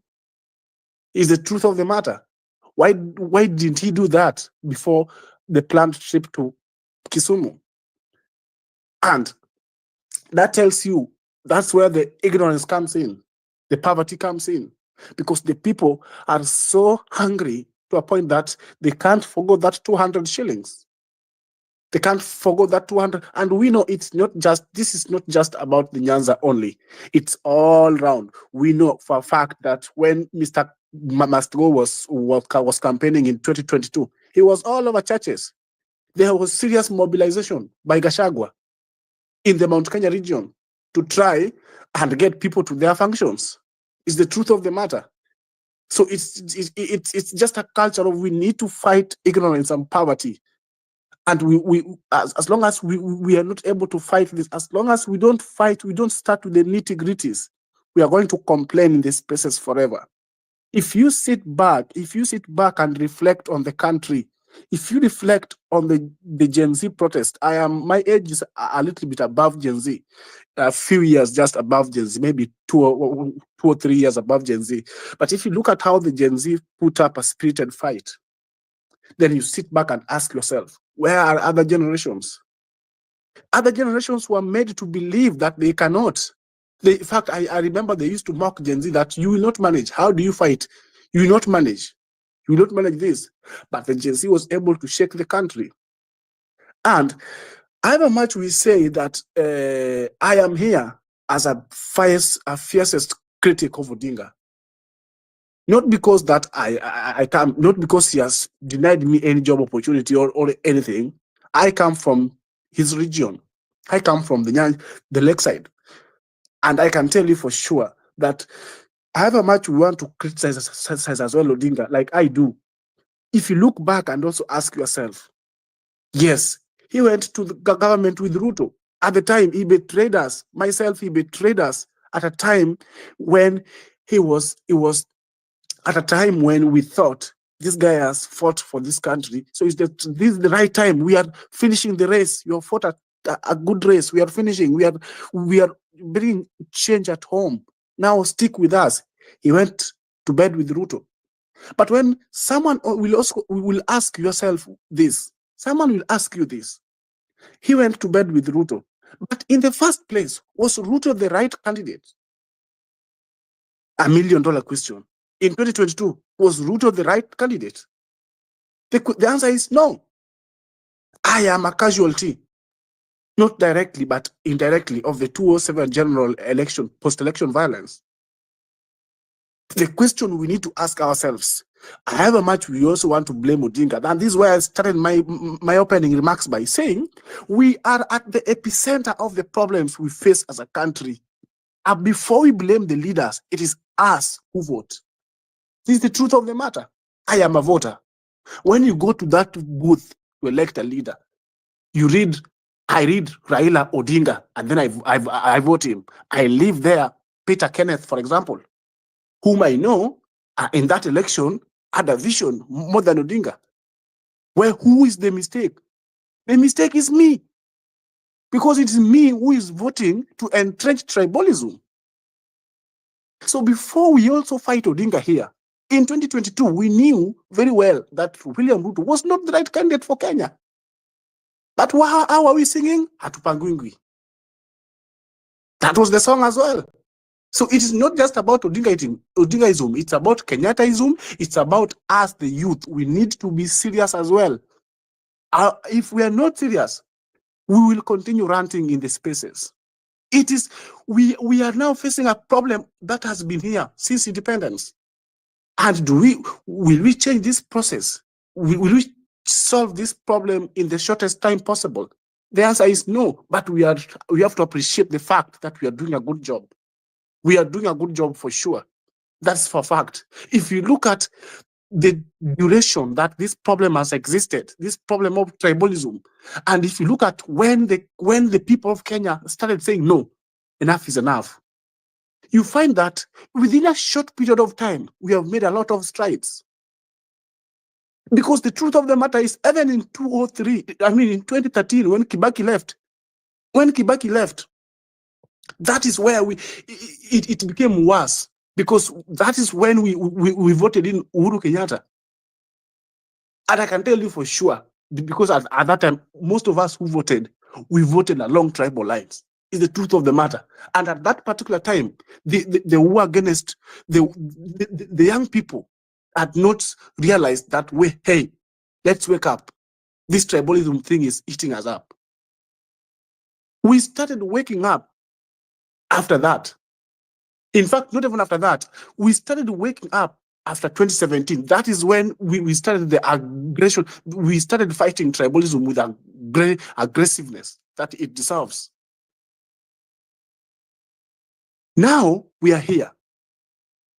The problem, and I can tell you, those who think that the rally in Kisumu yesterday depicts things on the ground, I can tell you for sure, things are not the same on the ground as you might imagine. Mbadi comes from a constituency. I'll give you a good example because I don't want to take a lot of time. Mbadi comes from a constituency just neighboring constituency as mine.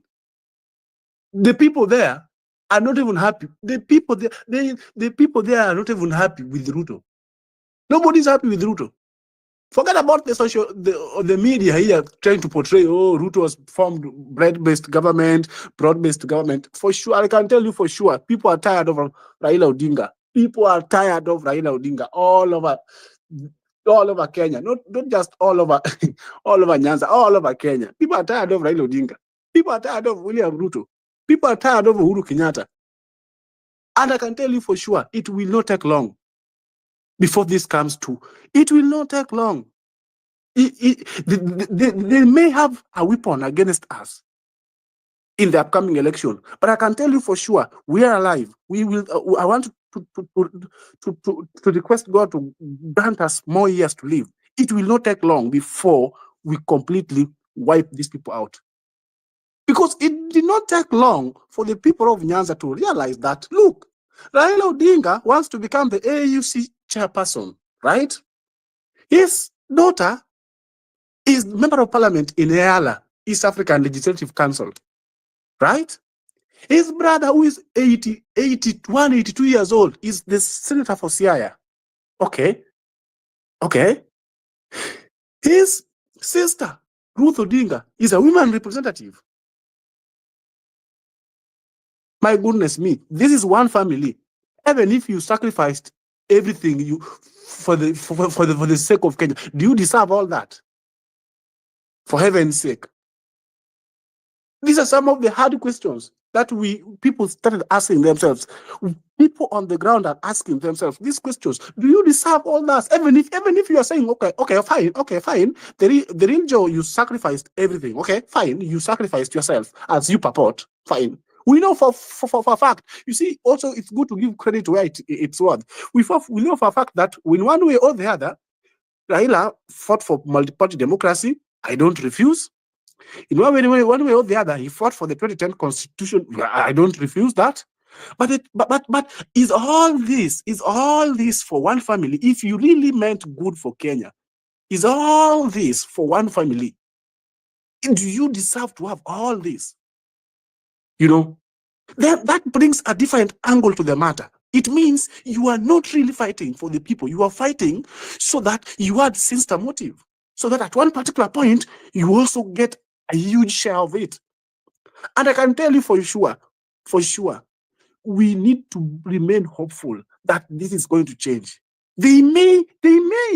Chances are, if we don't fight them in the upcoming election, they may get a slim chance because of their popularity and ignorance and poverty. They may bribe and I bring in the aspect of ignorance because the few who are here who are learned, we have a large group of voters who need serious civic education. But again, you can civically educate me. But when I'm hungry, Ojianda comes with 500 shillings, and you come with public with civic education. Whom will I follow? I need Unga. You get why I started by those two key integral points: poverty and ignorance. I need Unga. So I'm alive to the fact that they may find a small chance to slip us in the upcoming election. But I'm pretty sure it will not be long. It will not be more than 10 years before we get them out. But I believe that with this momentum, with this zeal, we may as well do away with them in the upcoming election, for sure. We stand a good chance to do away with them. But I am also alive to the fact that we live in Kenya. We live in Kenya. We know Kasongo very well. But for sure, I am very, very hopeful. I am very optimistic that we are going to deal with these people once and for all. Because as the way things are happening, the way things are going on, the way things are happening, it doesn't look good. It doesn't look good. And if you have friends all over Kenya, speak to the people from every region. They will tell you in one way or the other, they're also tired. The people of Rift Valley are tired. I can tell you, I am a man of the ground. I'm a man of the ground. I speak to the people. There are very many friends of mine who supported this government to teeth. Very many friends of mine. You ask them now, they tell you, oh my goodness me, we are also tired. The kind of promises, the way people were hopeful with Ruto, and the way things are now, I can tell you that also adds us more energy. It adds us a plus. Why? Because there are very many people who are now like, okay, the youthful people might be the solution to this. If Ruto has not been able to solve this, the youthful people, because there's this angle here, as I learned, there are people who are tired of Raila and they were tired of Uhuru Kenyatta. They wanted to fight tribalism. I mean, they wanted to fight the dynasties. And then they thought, okay, let's try and vote in Ruto. In fact, a huge majority of voters were like, okay, we are tired of Raila, we are tired of Uhuru Kenyatta. Let us try Ruto.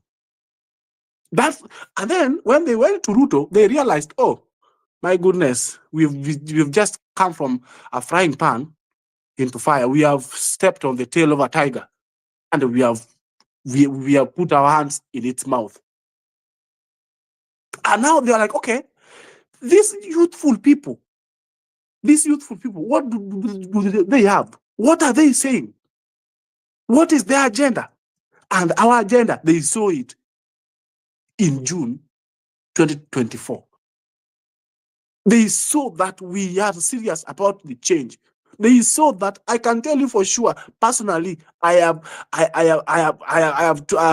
lost my uncle in the 2007 general election. That gentleman left children. He was banned in the Kiambaa church.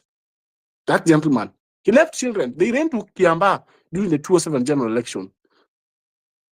I know someone from my village who also lost his life in Molo during that time.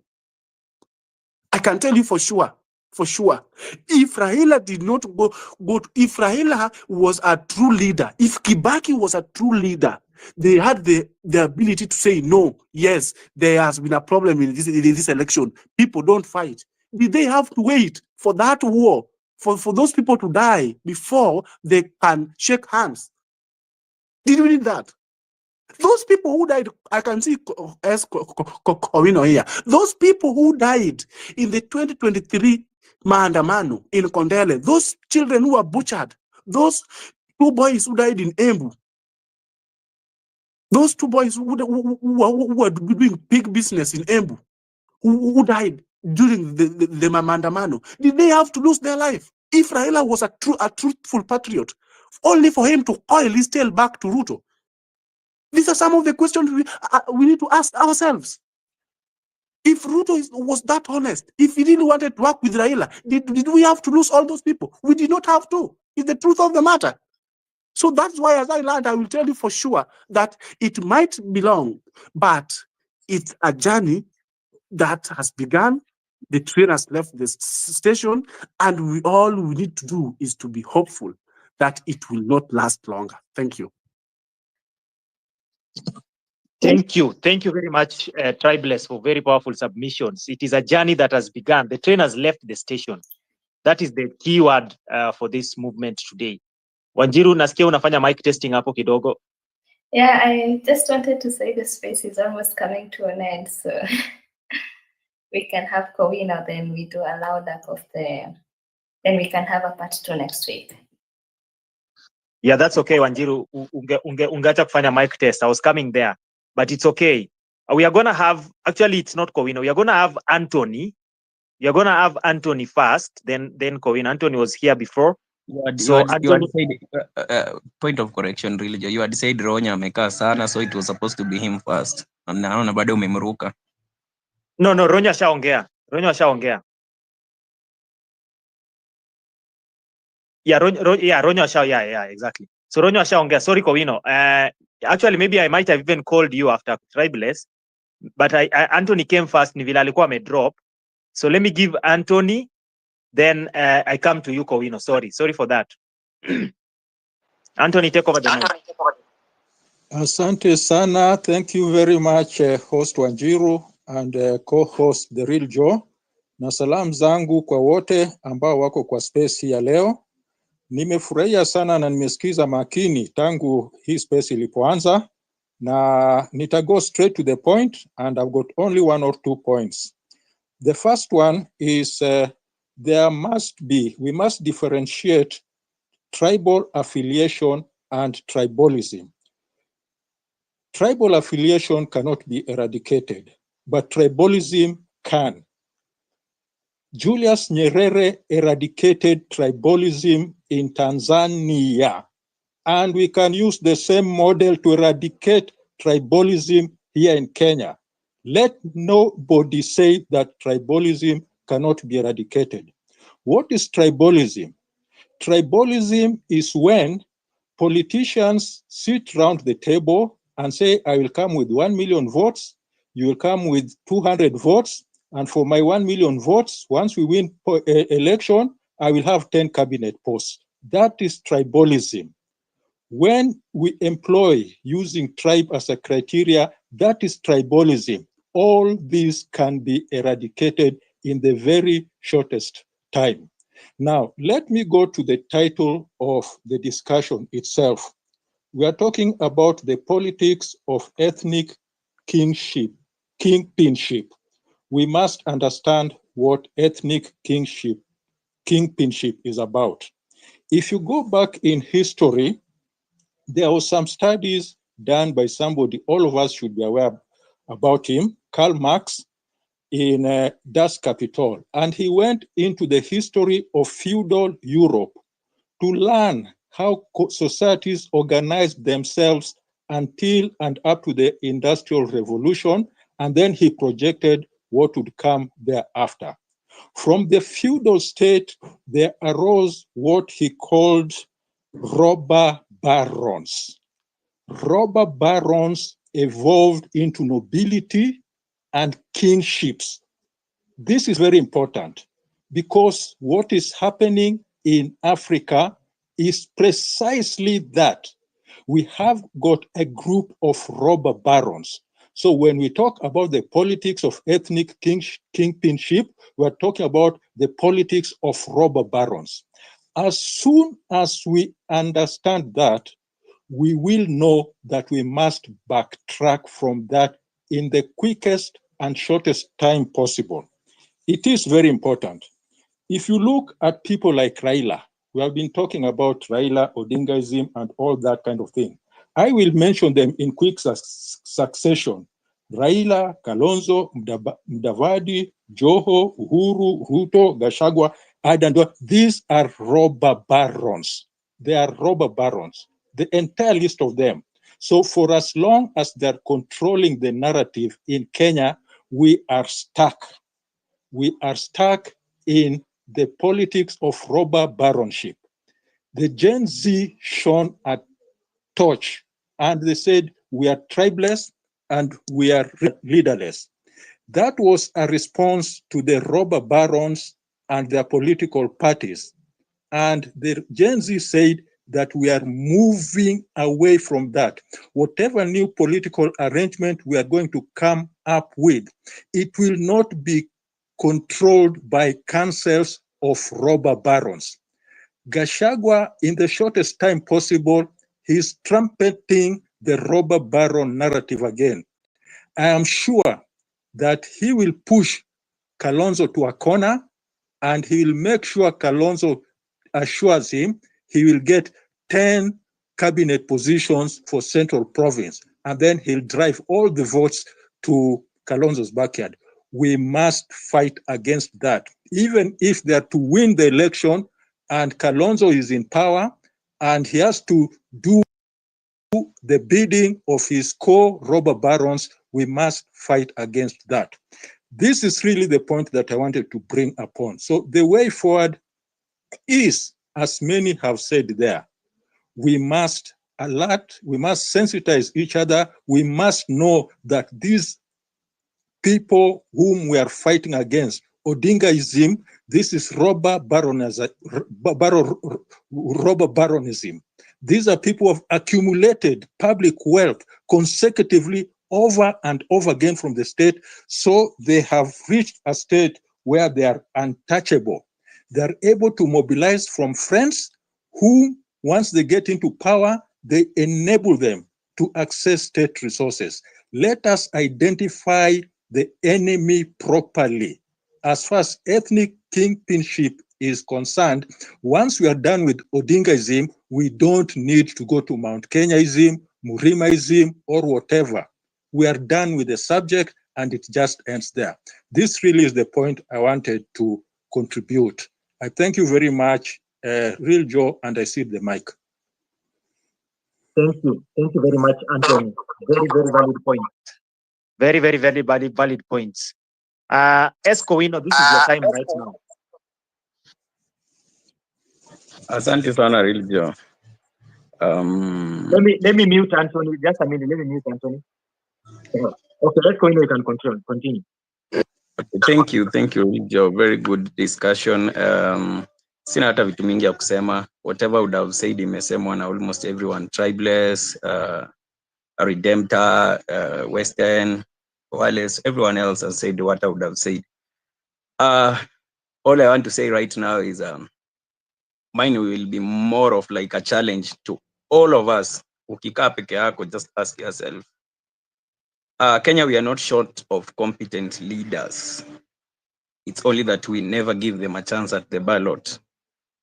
Now we should ask ourselves going into the next elections. Just challenge yourself. Kikaa chini tujiulize swali. if there was a competent leader vying for the presidency, like we have Omtata right now, who has declared his ambition, and I love it, he's my senator. If we have a competent leader vying for the presidency, na your own ethnic group, yeah, itoe another competent leader, would you go for maybe the more competent, kama sasa where everyone else is swinging to like Omtata, ama would you stick to your own? Because after all, tumezoea kitu ya hata kama ni mwizi wetu. So challenge yourself, ask yourself, tuseme maybe you are from maybe Kalenjin, because I don't even believe Ruto is the most competent Kalenjin leader we have, but he is the president. So ask yourself, kama community yako itoe a competent leader, another one a competent, hivyo all other communities itoe competent leaders, would you vote wa kutoka kwenu just because anatoka kwenu, ama would you just go for the most vibrant one because we want change in this country? Everyone knows their own answer, and so hapo ndio utajua if we are going to kill tribalism for once, ama we will still continue with it. Yeah. Secondly or lastly, let me say secondly, I love what Redemptor said about these politicians when you're up around for long, and it's surprising. Anthony amekuwa lately, hata mimi amekuwa kini surprise on that, watu waingie kwa caravan ya Kalonzo time and again. My brother Anthony will talk, I'll DM you that thing, sometimes it surprises me, but I don't like it because Redemptor amenifunga macho, because hawa watu wakienda kunegotiate wanakuaga like nakuletea the Luo votes, nakuletea the Kamba votes, nakuletea the Luya votes, and it's surprising how they just trade us that easily. So I wanted to submit to the Okia Omtata presidential, is it resolve team, something like that, that if you sit in those committees, please, I heard the other day on the space you said that you cannot lock partners or people who can help us win the presidency. But I just want to urge you, like, you be careful when you make deals with some of these politicians. Whatever they bring to the table, they can use it as leverage when Okia becomes the president. Mtu atakuja hapo anasema anakuletea the Mount Kenya votes na anataka something in return, because they always want something in return. No one is going to do something free for you. So if they can't do it for the will of the people, then just let them wajivaie kivyao. Let them vie on their own. Let Kalonzo vie on his own. Let Gachagua vie on his own, ama support mtu mwingine since he was impeached.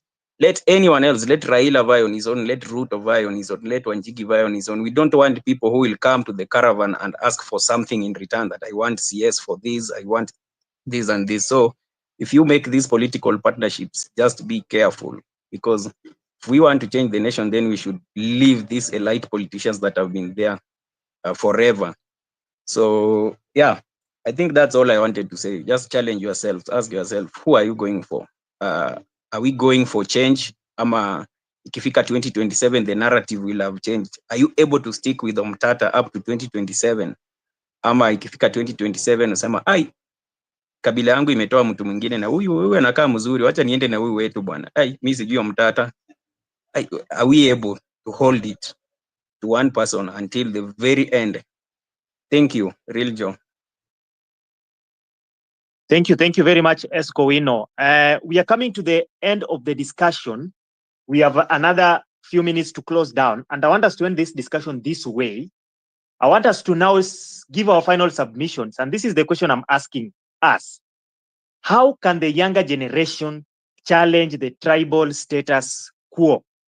How can they be able to break the tribal and regional hii word ya leo ukitaka kuipronounce, and I'm just giving you a tip. If you want to pronounce this word well, meza mate kwanza. Otherwise utajipata umesema sheep kingmanship. So, how can the young people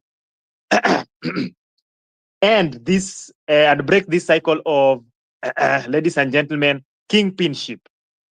How can that's the question that I'm asking us. So as we give our final submissions, let us speak to this. So how can the younger generation challenge the status quo? What can they do? Is it easy? Is it something doable? Let us discuss this as we close down the space. Take as be brief as possible so that we can hear from all the speakers in the panel. All of you will get a chance. Let me start with academia. Na academia, wewe umecheka hapo sana. Ebu pronounce your word bila kumeza mate nisikie. Kingship. Pole basi. Oh. Bwana, sasa, hey, okay. This, let's just say tribalism. We don't need to massage it because our main problem is not ethnicity, because that one all of us have agreed. There is no doubt, and there is nothing we can do about it. So you must be born from somewhere. I will also say that there is something that Westerns say. I don't know whether it was Western or John, but this word tribalism is not known at the village level, or those we assume that are not elite. It is us, or it is those who are well-educated, well-schooled, well-educated, who use it to their own advantage or disadvantage. So the way forward, because there is something that people keep on saying, civic education. I don't believe in the word civic education, because we must define in what context and what is this that we say civic education. Let's focus on voter registration, because we can only change this. Majorly, we can change it at the ballot. So what we need to do real quick, let us mobilize Watu. They go and register in large numbers. To assume that we are going to defeat this dynasty, because Ruto himself is a dynasty, it is not going to be very easy. And we must do what we think is possible within our means and use our resources available for us to achieve what we want. And as I said the other time, Joe, here, let us not play too much academic, too much smart. Let us not be smart. Because when you want to deal with a politician, you cannot be smart. They're already smart. Because you are dealing with the PhD in law. Like Professor Jenda is a professor of law. He holds a PhD degree in law. So you are dealing with already bright, and they have decided to play politics. So go into that strange with them. If they want to slip into the slippery slope, let us slip there with them and let meet them down there and we play their game. So we either come up with ways on how to counter them or we join them. But to try that there is a new wave that will sweep all of them, let us be factual. What is this new wave?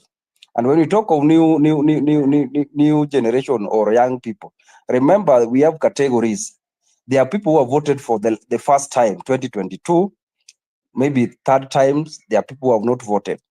So to bring people who are doing Form 4, I think they have completed Form 4 today. By 2027, there's a group of people who will be 18 and above and new voter registered. So these there are very many. And they have never had opportunity to integrate with the society and understand what is this movement. To those people, for you to convince them and make them understand, because they will go there with the kingship, what we are talking about in their mind, that somebody from Nyadorera in Siaya or from Kaloleni in Kilifi, to make him understand that, okay, this is what has been happening and this is what we want to do. They also want to have a taste of the politics. How do they integrate in our system? So let us be very honest and say the only way to defeat these people, either we come in large numbers and we vote without preaching the word or without preaching this kind of tribalism and all that. They are going to use the same card. Because remember, let me just say for the last time, we have Kikuyus, Luos, Ukambas, and Kalenjins. So there are three. Add lawyers. I'm ending in the last 30 seconds. there is no way that all of them can sit at the same table. We will always get 3 or 4 to outsmart one, because it is very difficult to bring Kikuyus and Luos to sit on the table. The day they will sit on the table, that is the end of political atrocities we have in Kenya, because those are the major groups and they have tried so much not to bring them together. So the day, if you want to end all these things you're talking about, bring Kikuyus and the Lake, let them meet, and probably we'll have around 80% political stability for a moment, then we can forward. But as long as the two cannot meet, we are going to struggle, because the things that have been entrenched in their beliefs and culture and all that since independent is not easy to uproot. And that's where the problem lies. Thank you. Thank you. Thank you very much, Academia. Esco Wino, wewe pia ulinicheka na nataka upronounce hiyo kingpinship. Yeah, ndio nione kama unajua hiyo mambo. But Esco Wino, you can take over the mic. Kingpinship, we tulia bana. Pole basi, pole. I'm not me for no reason.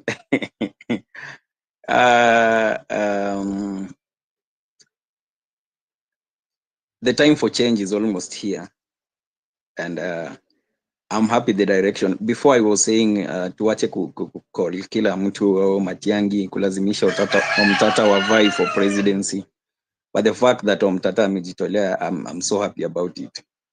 But my question is again, I think in 2013 there was some Omondi somewhere vying for an NCA seat in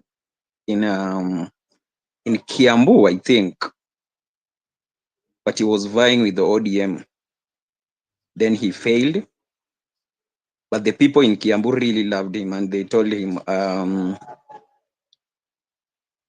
the problem is not you, the problem is the party. Just change the party, then we will elect you. And I think in 2017, he vied with Jubilee and won.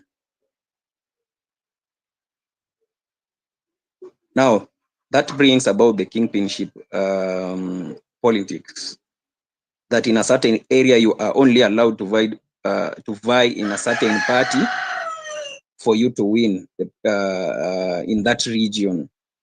That brings about the worship, that kama unatoka Nyanza, you are only supposed to vie in a ODM. It's crazy how these people have held people ransom. Like, how even if you are competent, you can't be elected. We'd rather elect someone who is incompetent, but they're vying with the party of that region. Now the time is almost here. Me, personally, where I live, my hometown in Busia County. Sasa Mtata is my senator. My MCA is a Kikuyu, is called Maina. Hakuvai hata na ODM, but he was elected. So are we able to live in a country where the real Joe umeishi huko Nyeri na ikifika wakati unataka kuvai for a seat, you just vie in Nyeri rather than going back kwenu Kisumu ama huko Nyakach ama huko Homa Bay kuvai? Are we able to live in a country where mimi kama nakaa huko Mombasa, I just vie in Mombasa? Are we able to live in a country where Redempta kama anakaa Turkana, she doesn't have to go back to Kambani to vie for a seat? Just vie because you want to work for the people you live with? That will be another step of beating tribalism and this kingpinship politics. Because if I vie, maybe naishi huko Kikuyuni and I vie there, and not necessarily with the famous political party in that region, even as an independent candidate, and I get elected, that is change. That is a step towards a good direction as a country. So let's do our best for our country. If we go to elections for Omtata, please, again, like I always say, please give Omtata the MPs he can work with. Musipatie Omtata the William Ruto MPs. He will do nothing if you give him William Ruto MPs. He will not change this country with the MPs we have in parliament today. So if we give him the presidency, let's give him MPs he can work with, not MPs who think about themselves. That is all I can say. We will finish this kingpinship politics if we go that direction, because ukienda huko kwetu pia and people from Nyanza, I also urge you, tafadhali msishikiwe mtu mkono muambiwe mnipatie huyu ama mpatie huyu. Tafadhali, this time round, go to the election very sober, very sober. The people from other regions do the same, and please msiende na God ati huyu ni God chosen, huyu ni mganga, huyu ni wa Mungu. You see how the religion played dirty politics, and again all mganga and the religious people wame unite. Now we don't even know where we belong. Sasa tuende kwa shetani ama tuende wapi? They are just one and the same. So if you go to politics, emotions weka kando. Mungu akusaidie tu kufika huko kwa ballot. Don't use a religion to vote. Yeah, so change is coming, like Redemptor alisema. This is like a relay. So let's just go for it. Let's accept tuvotie mtu, tusiangalie huyu ni wetu, ati he is a thief but he is our own thief. Sasa tumchague tu.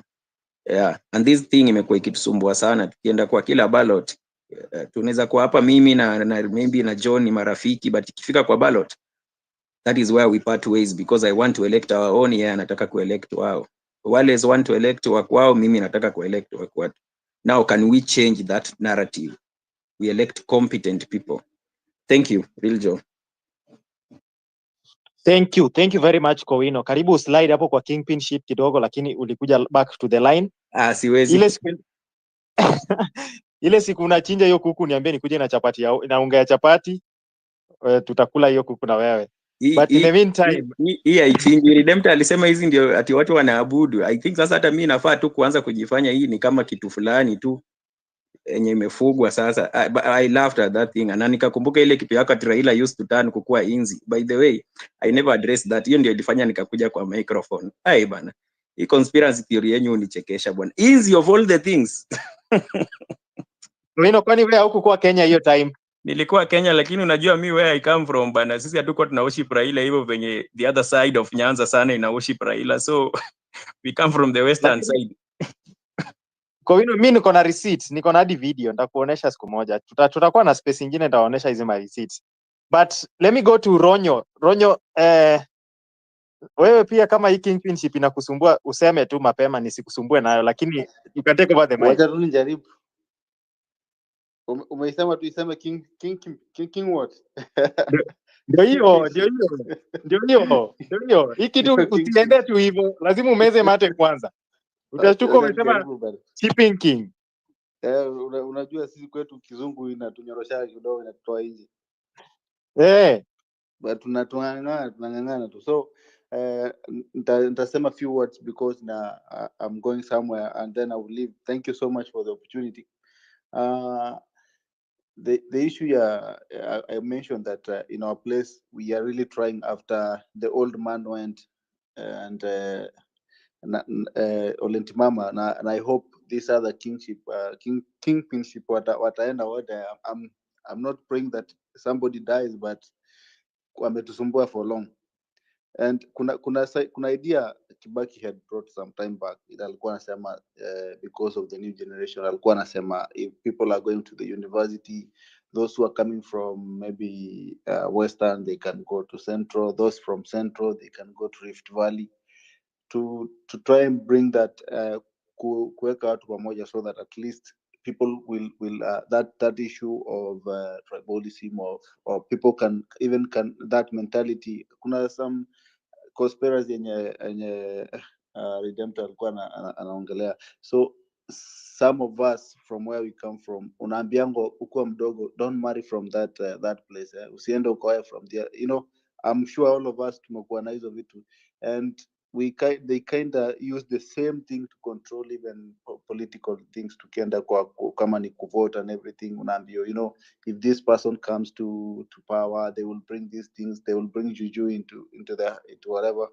So these are the things that I believe right now, even the new generation, most of them, they don't believe, especially the things of religion.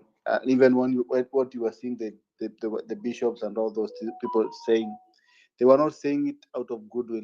Most of them walikuwa wanasema because if you look at the Catholic, the PCA, most of them, they have hospital, and they have not been paid. So they were not saying it because they are supporting Kenyans. So this issue, and I believe that with the new generation and the information and really giving people the right correct information and what we are doing here, it will it will fade away. This mambo ya ati wewe you are the god of this place, it will fade away with time. So thank you so much, and I appreciate. I will see you some other time. Asante sana. Na hiyo ni SK Kowino, hiyo jogom unaweza tuongee kwa inbox nione vile utanipatia.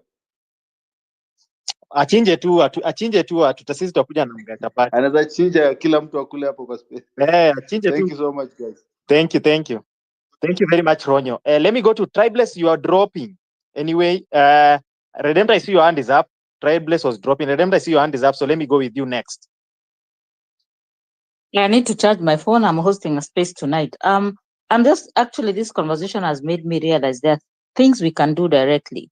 And one of them is I need to find out why Kalonzo is my kingpin.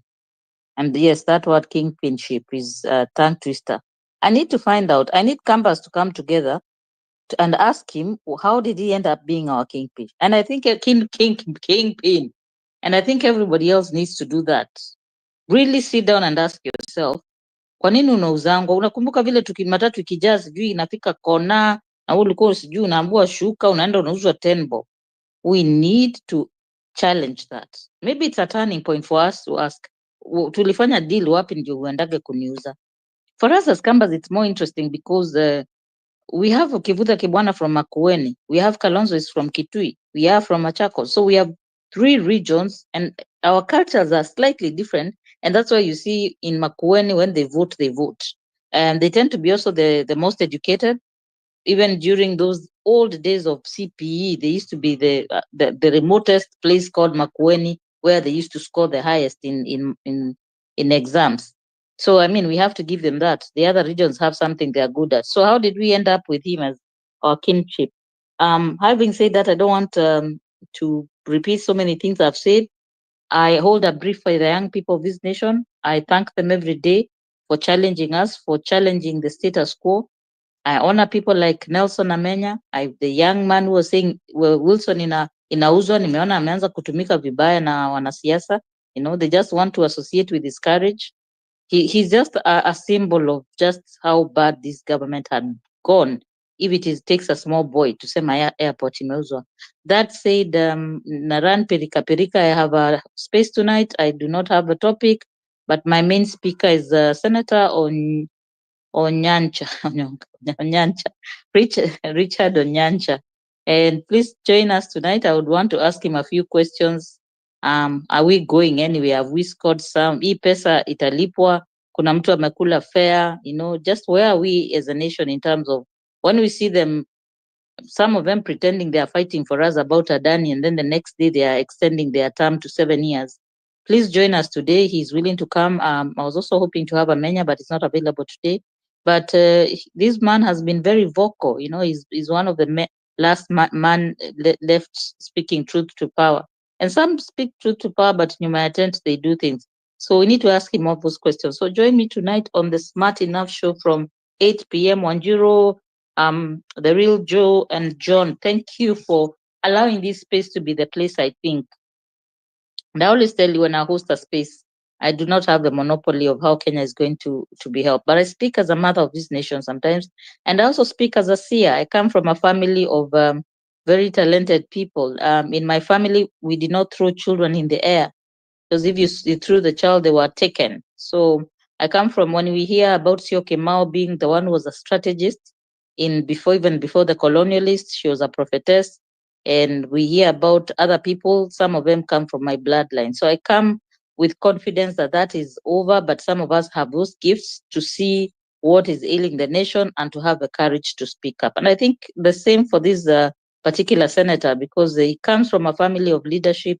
And he even, I told him when I was inviting him, sometimes he sounds crazy when he keeps saying the same thing over and over. So thank you for allowing me to come to this space and just reason with my peers and some who are younger than me. And as usual, I'm become very aggressive when I feel like I'm I'm threatened or challenged, because I'm not a professional. I am just a Kenyan who cares about my nation, and I have all this information, but it doesn't serve me when I just keep it to myself. So I'll tell you for free, the kingpin ships are talking behind the tents, and I know some of the conversations.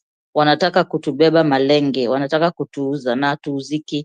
Kenya must be free. We are in a bad place as a nation. So let's get out of our tribal cocoons and just fight collectively, because they're stealing our resources. They are. We cannot even pretend anymore. Asanteni sana. Thank you very much, Redemptor. Real John, Yes. nimekuja tu kuambia Redemptor that the guest anaitwa Richard Onyonka, not Onyancha. Redemptor, jui guest wako. I mixed these two names because I lived in a place called Onyonka in Langata. Poleni. Yes, that one. Thank you, Kesco, for giving that correction. Redemptor, hiyo ya I've been a seer before, but hiya mtoto kurushwa juu anapotea, hiyo ndio bado sijaona, but maybe nitakutana, maybe syllabus imeenda mbio, Bwana kwetu tunarusha watoto juu bwana. No, maybe si Wakamba wote, si Wakamba wote, it is the clan of one Masaku. I come from a family of seers, to be truthful. True story. Kwa nini? So ukirusha mtoto juu anaenda heaven, anaenda wapi? Anachukuliwa na wazee wa zamani. Oh, wazee wanamchukua. Wanasema utaki mtoto. Oh, noma, hiyo ni trick. Bwana, mtanimaliza, mumalize niende, mtanimaliza na hizi vitu. Let me bring in Wallace. Wallace, your final remarks. Yeah, I'm just kingpinship kwanza. But yeah, it's interesting. Let's agree with all the people on this space that we agree we have had a horrible past. Things have been extremely ugly, but they are changeable. Human beings, our big advantage is we have the capacity to change. No matter how bad we've been before, as a society, as a nation, no matter the blunders we've made before, we are able to engage in an honest reflection, admit truly this is where we went wrong, this is how we've wronged each other, and turn over a new leaf, as they say. So, and that's something we have pursued before. I've told you we pursued it as actually a good challenge. If you Google my name, Wallace Kananda, and the name and the word Project Amani, you'll find the initiative we did. Actually, it was picked up by the United Nations Peace website. You'll see that we took action. You know, there's a difference between talking a lot of good things and taking action and having an experience of what happens when you move on something you believe for your country. So when usually you hear me here saying this challenge, that challenge, I'm not talking from theory. It's something I've done. There's a big difference between just talking and having the experience of you've done it before. You pursued that path before. So the reality becomes that Kenya can change. I've never changed in that confidence from 2008, 2009, when we were doing those projects to this day. No matter how bad things have gotten, I've always looked at country as our homeland.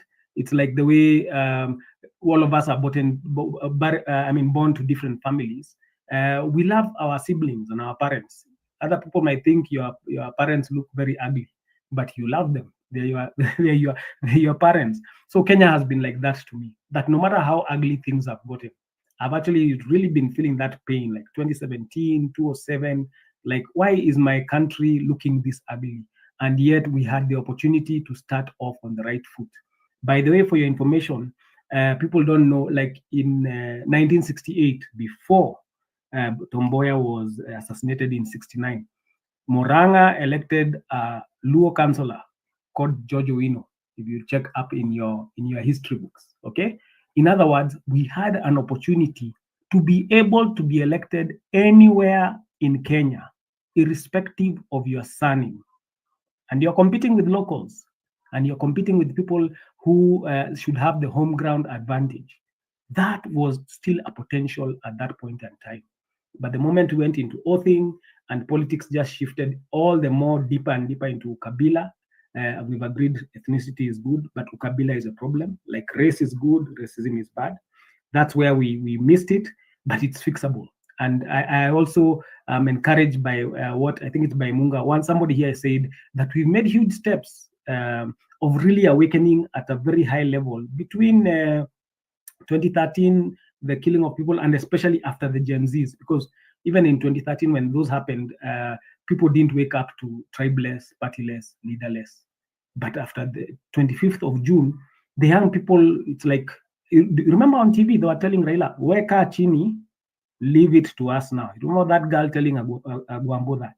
You sit down, don't do anything. You've done your bit, just sit back.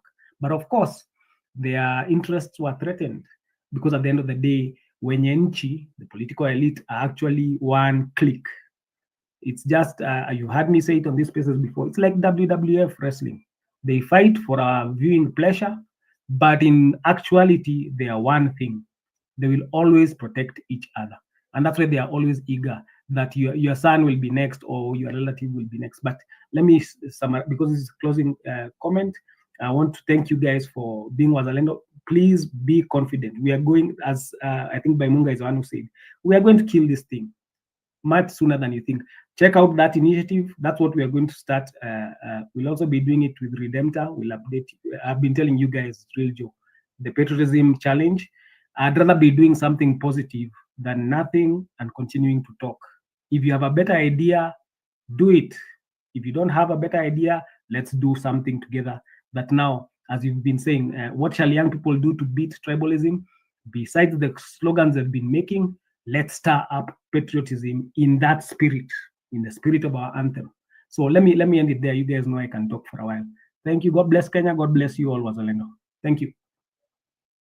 Thank you. Thank you very much, Wallace. Now I bring in Weston. Your final remarks. Thanks, the real Joe. Thank you so much for this forum. Because there are many things somebody can steal from you. But one thing that somebody should never ever steal from you is your consciousness. That's who you are. That's your being. That's your vision. And that's what we are very fiercely highlighting, underscoring. Every other day we have this forum.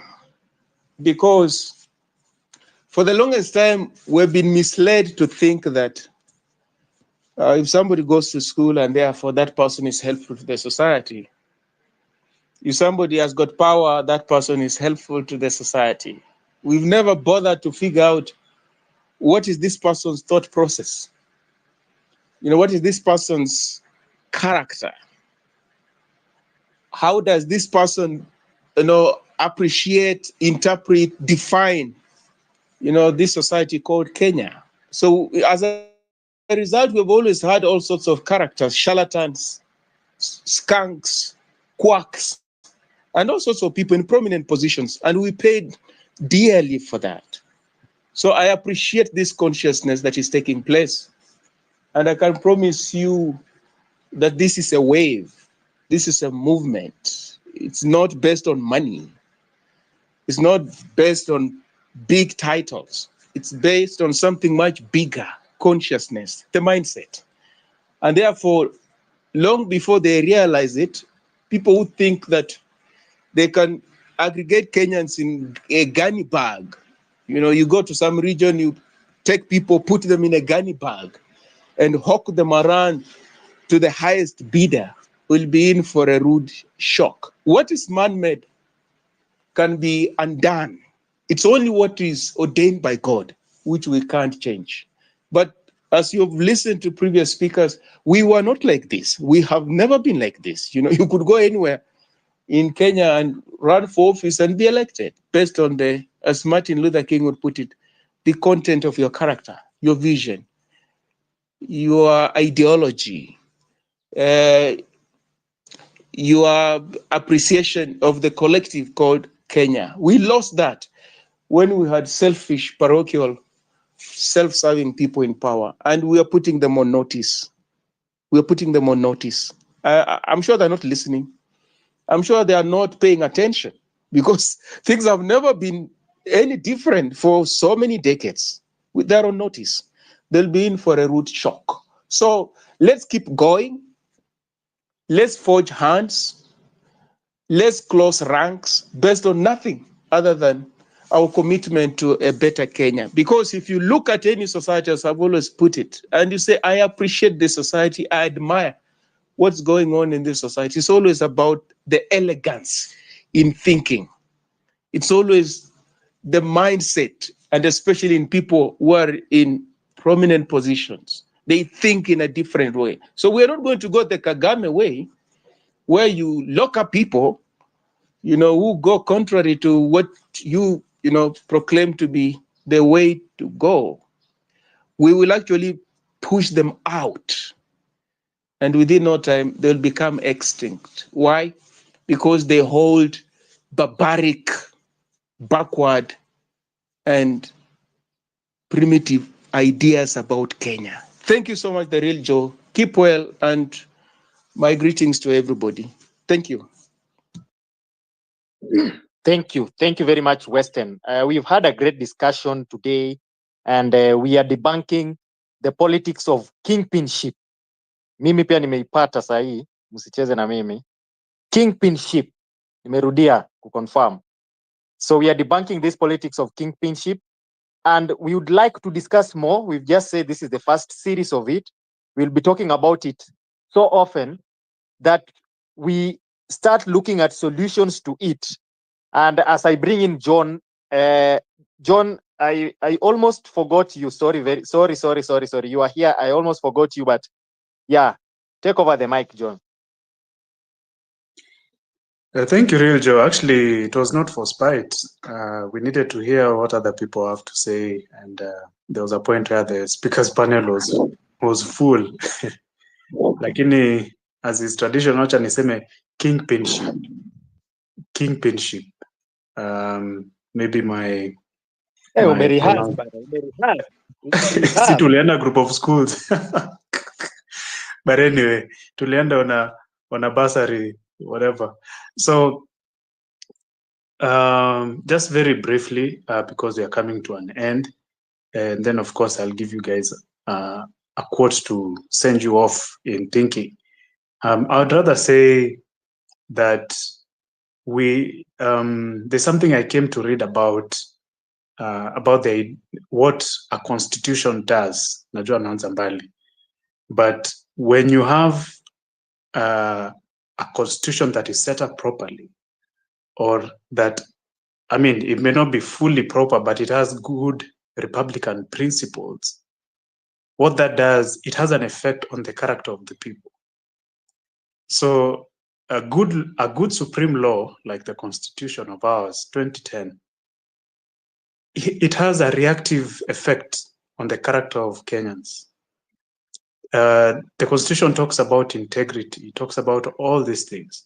And to some people, it may feel just words on a paper without effect, because apparently the people who are supposed to implement it are the same people violating it. But given enough time, those words as they are, the way we've even structured the government in the Constitution as it is, it inspires good character in the people. And this is what we are seeing over the past 14 years, that slowly the Kenyan mindset is waking up on what it really means to have good governance and proper politics. So even us having this conversation, it's all a byproduct. It's a small, like in answer to pole pole, the Fabian strategy. And given enough time, we will see the good fruits in it. So it is obviously not a waste of time. It is a very important topic, something we need to tackle. Kama hii ilikuwa murima yako, tumeiguza, tumeidara kwanza, and tutaidara tena siku fulani, because there are so many speakers who wanted to say something. But we have to talk about this, because it's holding back so much. And it is holding us back from even fully enjoying, the high principles of our Constitution. Other than that, I would also say that we're in the next coming spaces, tutaguza hizo Murima zingine including Murima itself, tutaenda kwa Wakamba, tutaenda kwa Wakale. We have to talk about these things. And I'm so elated that finally we have gone to demystify all these issues, and we've asked the hard questions, and tumekuwa even with a small battle session hapo kidogo hapo at 12 noon. So in conclusion, I'd say let's keep having these conversations, not only here but elsewhere, and let's keep preparing ourselves for what is coming. And I'll also piggyback on what Kowino has been mentioning repeatedly, that the key to victory lies in parliament. That is the key to victory. Hata mjamaa akiiba presidency, if we have parliament, we can impeach him for crimes committed in the first term. So we need to plan for that. We need to actively move in that direction. And I can tell you for sure that people who are determined and serious about making this a reality. Tafika siku moja tutakuja hapa tuambie, okay, tupangie all the seats and we unite under those candidates that we'll agree on. So, and not only that, even MCAs and county assemblies, we need all of them. You cannot rig every seat in an election. But anyway, hizo ni za mbele. So in conclusion, let me read this, Joe, and then I give you back the mic. This is a quote, I think, from Abraham Lincoln. He says, "Determine that the thing can and shall be done, and then we shall find the way." So is it possible to destroy this politics of kingpinship? Yes. And we believe so, and we are going to work seriously about it to make sure come next election and subsequent elections, the mindset of Kenyans is completely changed, so that honestly we can enjoy the beautiful high principles of our constitution. Kama Article 37 vile unapenda Rinjo. Shukran. Thank you very much, John. Thank you very much, John, for your submissions. And how can the younger generation, how can the Gen Z, Gen Zote, we like to say Gen Z because it is the Gen Z who started a movement with the first finance bill protest. How can they then change the status quo and challenge this tribalism? And that was the final question that I was asking. We've discussed quite a lot. And in my submissions, I think as a younger generation, we need to start thinking about rejecting ethnic loyalties. Let us do that. The young people need to do this. Let us promote inter-ethnic solidarity. It is what we need to do as young people. We have all agreed here that you come from a certain tribe. Let us, instead of dividing each other along these tribes, let us celebrate our diversity. That is what we need to do as a young people. Let us advocate for policy-driven leadership. That is what this young generation, in support and with the older generation's guidance, let us also advocate for policy-driven leadership. Let us, as a young generation, support reformist candidates. Let us do that to be able to start kicking out this status quo of tribalism in our country. Let us use social media because this is our territory. We understand it better than anybody. Let us use social media for advocacy. Let us mobilize online. Let us fact check with misinformation because a lot of misinformation will be spread. Let us first fact check and promote information control. We have to do this against other sources of information, including even the mainstream media. This is where we can leverage technology and social media. Let us drive the narrative ourselves. Let us not forget about civic education. It is important. We need to start talking about workshops as young people. Let us form campaigns and do as much as we can in our power to be able to challenge some of these things. Let us challenge myth and biases. I talked about a lot of myth here. Let us start challenging them because some of them we grew up knowing. For example, I told you, I grew up knowing that Raila used to turn into a fly so that he would escape Moi. And that's how he broke out of the cells. Those are the myths that we've been told over the years to portray him as a supernatural and make people support him. Those are some of the myths that we now need to challenging. Let us engage. Let us even start running for office. We cannot challenge some of these things without running for office as young people. Let not you be told that you are the leaders of the future generation. No, you are the leaders of the current generation. Start now. Start running for those offices now. Let us support youthful candidates as well. Okay? We are creative generation. Let us use our creativity to push information. I can see a lot of the sellouts going on and things like that. Let us use creativity to persuade the entire generation and population in our country to change their way of thinking, to shape their way of thinking. These are some of the things that we can do.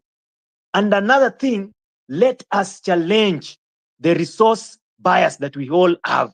We see resources being distributed based on regions, based on things like that. Let us challenge them strongly. Let us come out and demand accountability as we always do.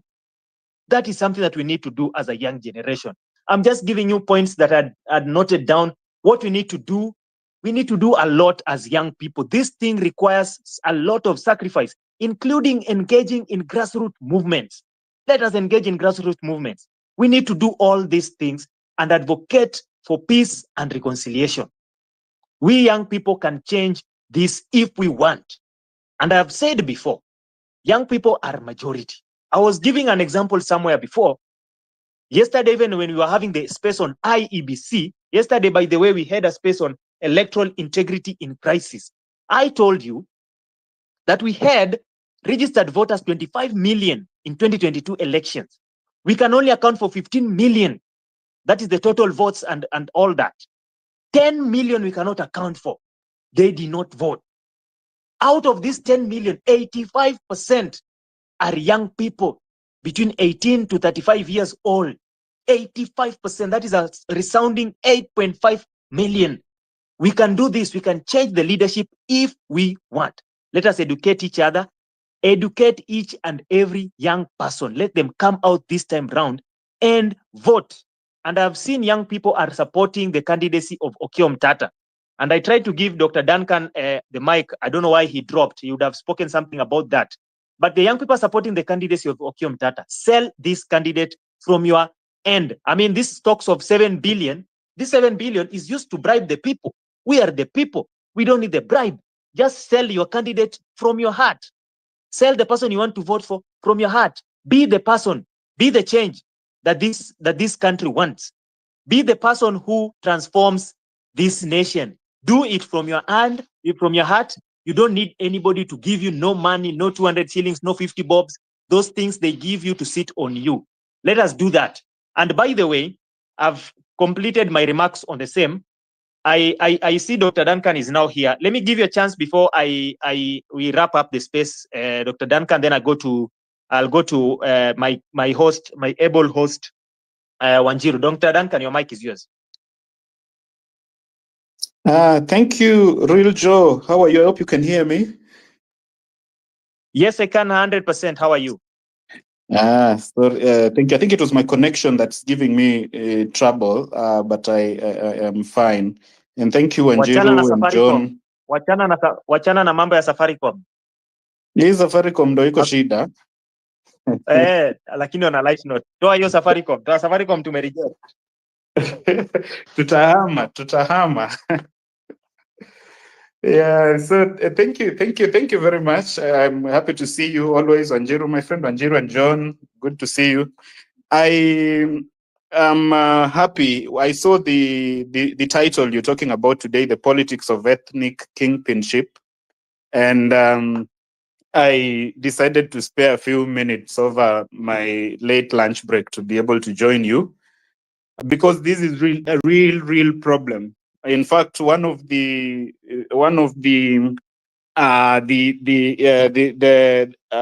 feedback that we have received since Okiya Mtata gazetted his presidential exploratory committee was that you don't have a voting block. Which voting block do you have? Because we are used to, you must be able to mobilize your traditional backyard, your tribal backyard, and then come with that block of votes. Then you can either use it to negotiate and be able to get other blocks to put together, or you can use it to bargain.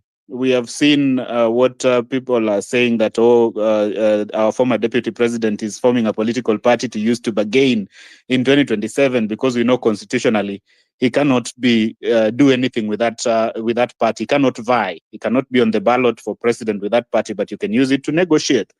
And the humble answer that we have given them is, we must be able to go to a level where we are going to make the entire country a voting block. So it is something that we really, really have to overcome. I have also been told by my close friends and associates, even from my home area, I have been talking to I am in groups of my former classmates, these comrades groups, and they challenge me, Dan, you're picking on a very, very dangerous assignment. We don't see how far this can go. Because of, look at Nyanza. How are you going to convince people back at home? Yeah. How are you going to face your Migori people and tell them, rally them behind an Okia Omtata candidature? And I have persistently told them that, no, guys, I understand your concerns, but I also want you to understand that is where we are coming from. And if we're not going to do something about it, that means we accept status quo to rule. And that means we will never have a change. It simply means that we have given up, that this battle is so hard, we can never fight it. It is not possible. So let's just allow status quo to rule. But I belong to the school of thought that we can be able to make a change. And that is why you see me passionately going around and talking to people, especially young people, and telling them we can make a change. We don't have to stick to, because we have always done it like this, because Luo Nyanza has always traditionally voted for Raila Odinga as a bloc, and Rift Valley has always voted for William Ruto as a bloc, and Central will always rally around a kingpin as a bloc. I believe this is the time for us to use our numbers and our education. I really get disappointed when the people who are trying to put me down and to challenge me and to tell me how impossible it is are the elite, are people who have gone to, people we went to school together, comrades who were in campus together. Some people, my colleagues at the university, telling me, hi, Daktari, this thing, jaribu tu lakini, and I insist to them that it is possible and they're going to see a change. So we have to keep talking to these people and to change their mindset. And I am glad that now this message is going way, way beyond the elite on social media, on X Spaces and all that. We're having a lot of grassroots civic and political education programs. And some of them are even initiated by the people themselves. If you've looked at my latest videos on my profile, there was this group I was talking to on Sunday. It was not even a planned function. I just received a call and they told me, Doctor, where are you? We are meeting here and we would want you to come and talk to us specifically about the candidature of Okiya Omtata that we saw has been launched. And a few days later, I received another call from another group in Kajiado, and they are telling me we are having a national conference of youth that is going to gather about 1,200 to 1,500 youth, and we would like to slot in a civic education program. Can you come and talk to us? So that is the way to go, so that this message can now go to the common mwananchi, down to the ground, and then we can be able to tell them that it is possible for us to make a change. So thank you very much for what you're doing. It's very, very important. And to us who are in Okiya Omtata's team, we are glad that Okiya Omtata accepted the call to come out And one thing, as I close, that Okiya Omtata has told us, and he has said it very categorically himself on various forums, is that our problem as a country cannot be sorted out by an individual. So we don't need these one-man movements that we worship. These, he calls it the personality cults, politics around a personality cult. This cultic following, fanatic psychophancy, that we just follow anything without question. That time is gone, because Kenya does not need a messiah. We are not going to get one, even if we wanted. So the solution to our problem is for people to come together and build a people-driven movement and agree that we want to reclaim our republic and keep it. How do we keep it? We keep it by strict adherence to the rule of law. We keep it by putting an end to corruption, in restoring, fiscal discipline in our governance. And these initiatives must come from the people. It must be a people-driven movement. Then the people decide that who is the best driver to drive this change. So Okiya Omtata told us, even though I launched my presidential bid, but if in the course of time, a better driver comes up, and we agree as a people that we think person X is a better driver than person Y, then I will be willing to step down. We will come together, and then person Y, or the best driver possible, we allow him to drive us through the process. And that is the spirit with which we are driving this bid. We are going to announce several things of how we're working. We're working with several parties, several civil society groups, several interest groups from all around the country who have just approached us, including a lot of churches that have sent delegations and messages of goodwill just to tell us you're on the right track. And all we want you to do now is also to reach out to other like-minded political voices who are speaking the language of change, and let us build one formidable national movement, a people's movement that is going to stand against impunity, against status quo, against electoral injustice, against bad governance, against corruption, against everything negative that has sunk us deep into the crisis in which we are today. And that is the spirit with which we are approaching this movement. So we call upon all of us to do everything that little or big that you can do. Do your honest part to ensure that you convert 2 or 3 people around you, because that is what is going to bring change to this country. And I believe together we will make it. Young people, come out, step out, and express interest for political leadership. That is also a message that I put out so strongly yesterday, because I believe that the presidency of Okiya Omtata is, or let me say 2027, is supposed to be accompanied by a significant generational change in leadership. That is not to say that it must be a Gen Z or a millennial or a younger people only. Yeah, so generational change in terms of age, in terms of freshness of people and ideas. We need a fresh crop of leadership in this country. And we encourage young people not to fear. Let them not tell you you have no money, you have no experience. We have elected people, rich people before, but their wealth did not stop them from plundering our resources. They plundered them more, so that they have now even more than enough. They have stashed some abroad. Some they're using to build cities here in the country. I heard somebody saying that they have invested in mansions and properties in Dubai. And in Dubai, I don't know how true that is. And they were saying that in Dubai, when you die, what happens? Those properties, nobody can inherit. They go back to, the ownership reverts back to government. I don't know how true that is, but I think I had it somewhere earlier today. So wealth did not stop those wealthy leaders from stealing our resources and driving us deep into crisis.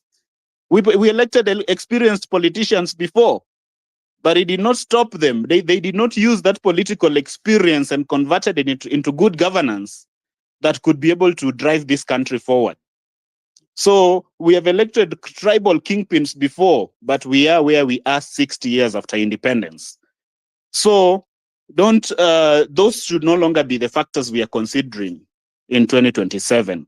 Let us try to do things in a different way. Yeah, if we've even elected rich people thinking that, I don't know if you've had this narrative that, huyo akona pesa nyingi, he will not be interested in government money. That has not worked.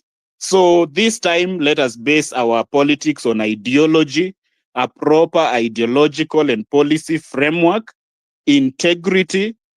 Let us judge people based on what they have done, their past history.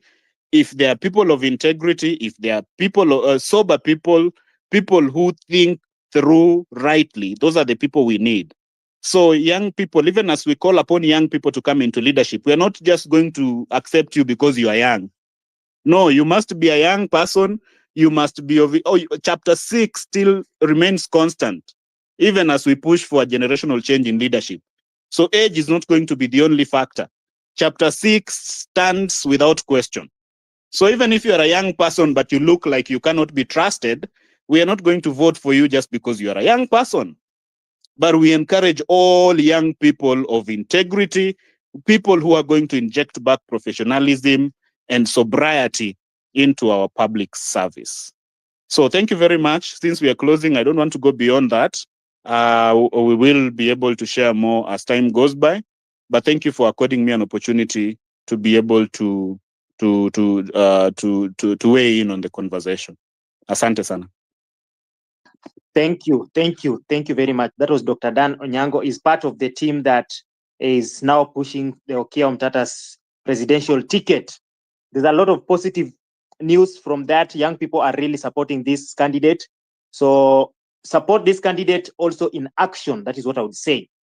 Yesterday, we did have a conversation about IEBC and electoral integrity. I gave the listeners who are there and the speakers an assignment. I hope you're looking at that, because we are going to have another space in the coming few days about electoral reforms. Yesterday, there was a space that was hosted by IEBC, but you're going to have another space to debunk a lot of things. I told you to look at the Elections Act of 2011 and look at Section 4.2, which is about IEBC appointments. I asked you to look at Section 5, which is about voter registration. I asked you to look at Section 13, which is about political influence and spending in campaigns and things like that, so that we would be able to look at better ways to reform our elections. I asked you to look at Section 39, which is about handling of elections results. And this is one of the very, very contagious ones, because they are planning to come up with an amendment, and we will debunk that as well. Like I promised, we will give you a summary of the Elections Act, of 2011, what it lacks, what needs to be done according to our own summary with the other team members, John, Wanjiru, Alison, and other of our team members. Then we will also discuss this in depth. I asked you to look at Section 35, it's about transparency system in our elections. It has failed. Those are the electoral observers. I asked you also to look at Section 64 to 66, which is about offenses, electoral offenses. We feel that they are weak, but we need to do something about them. So for us to reform this, we have to think about those as well. Section 44 talks about electronic voting.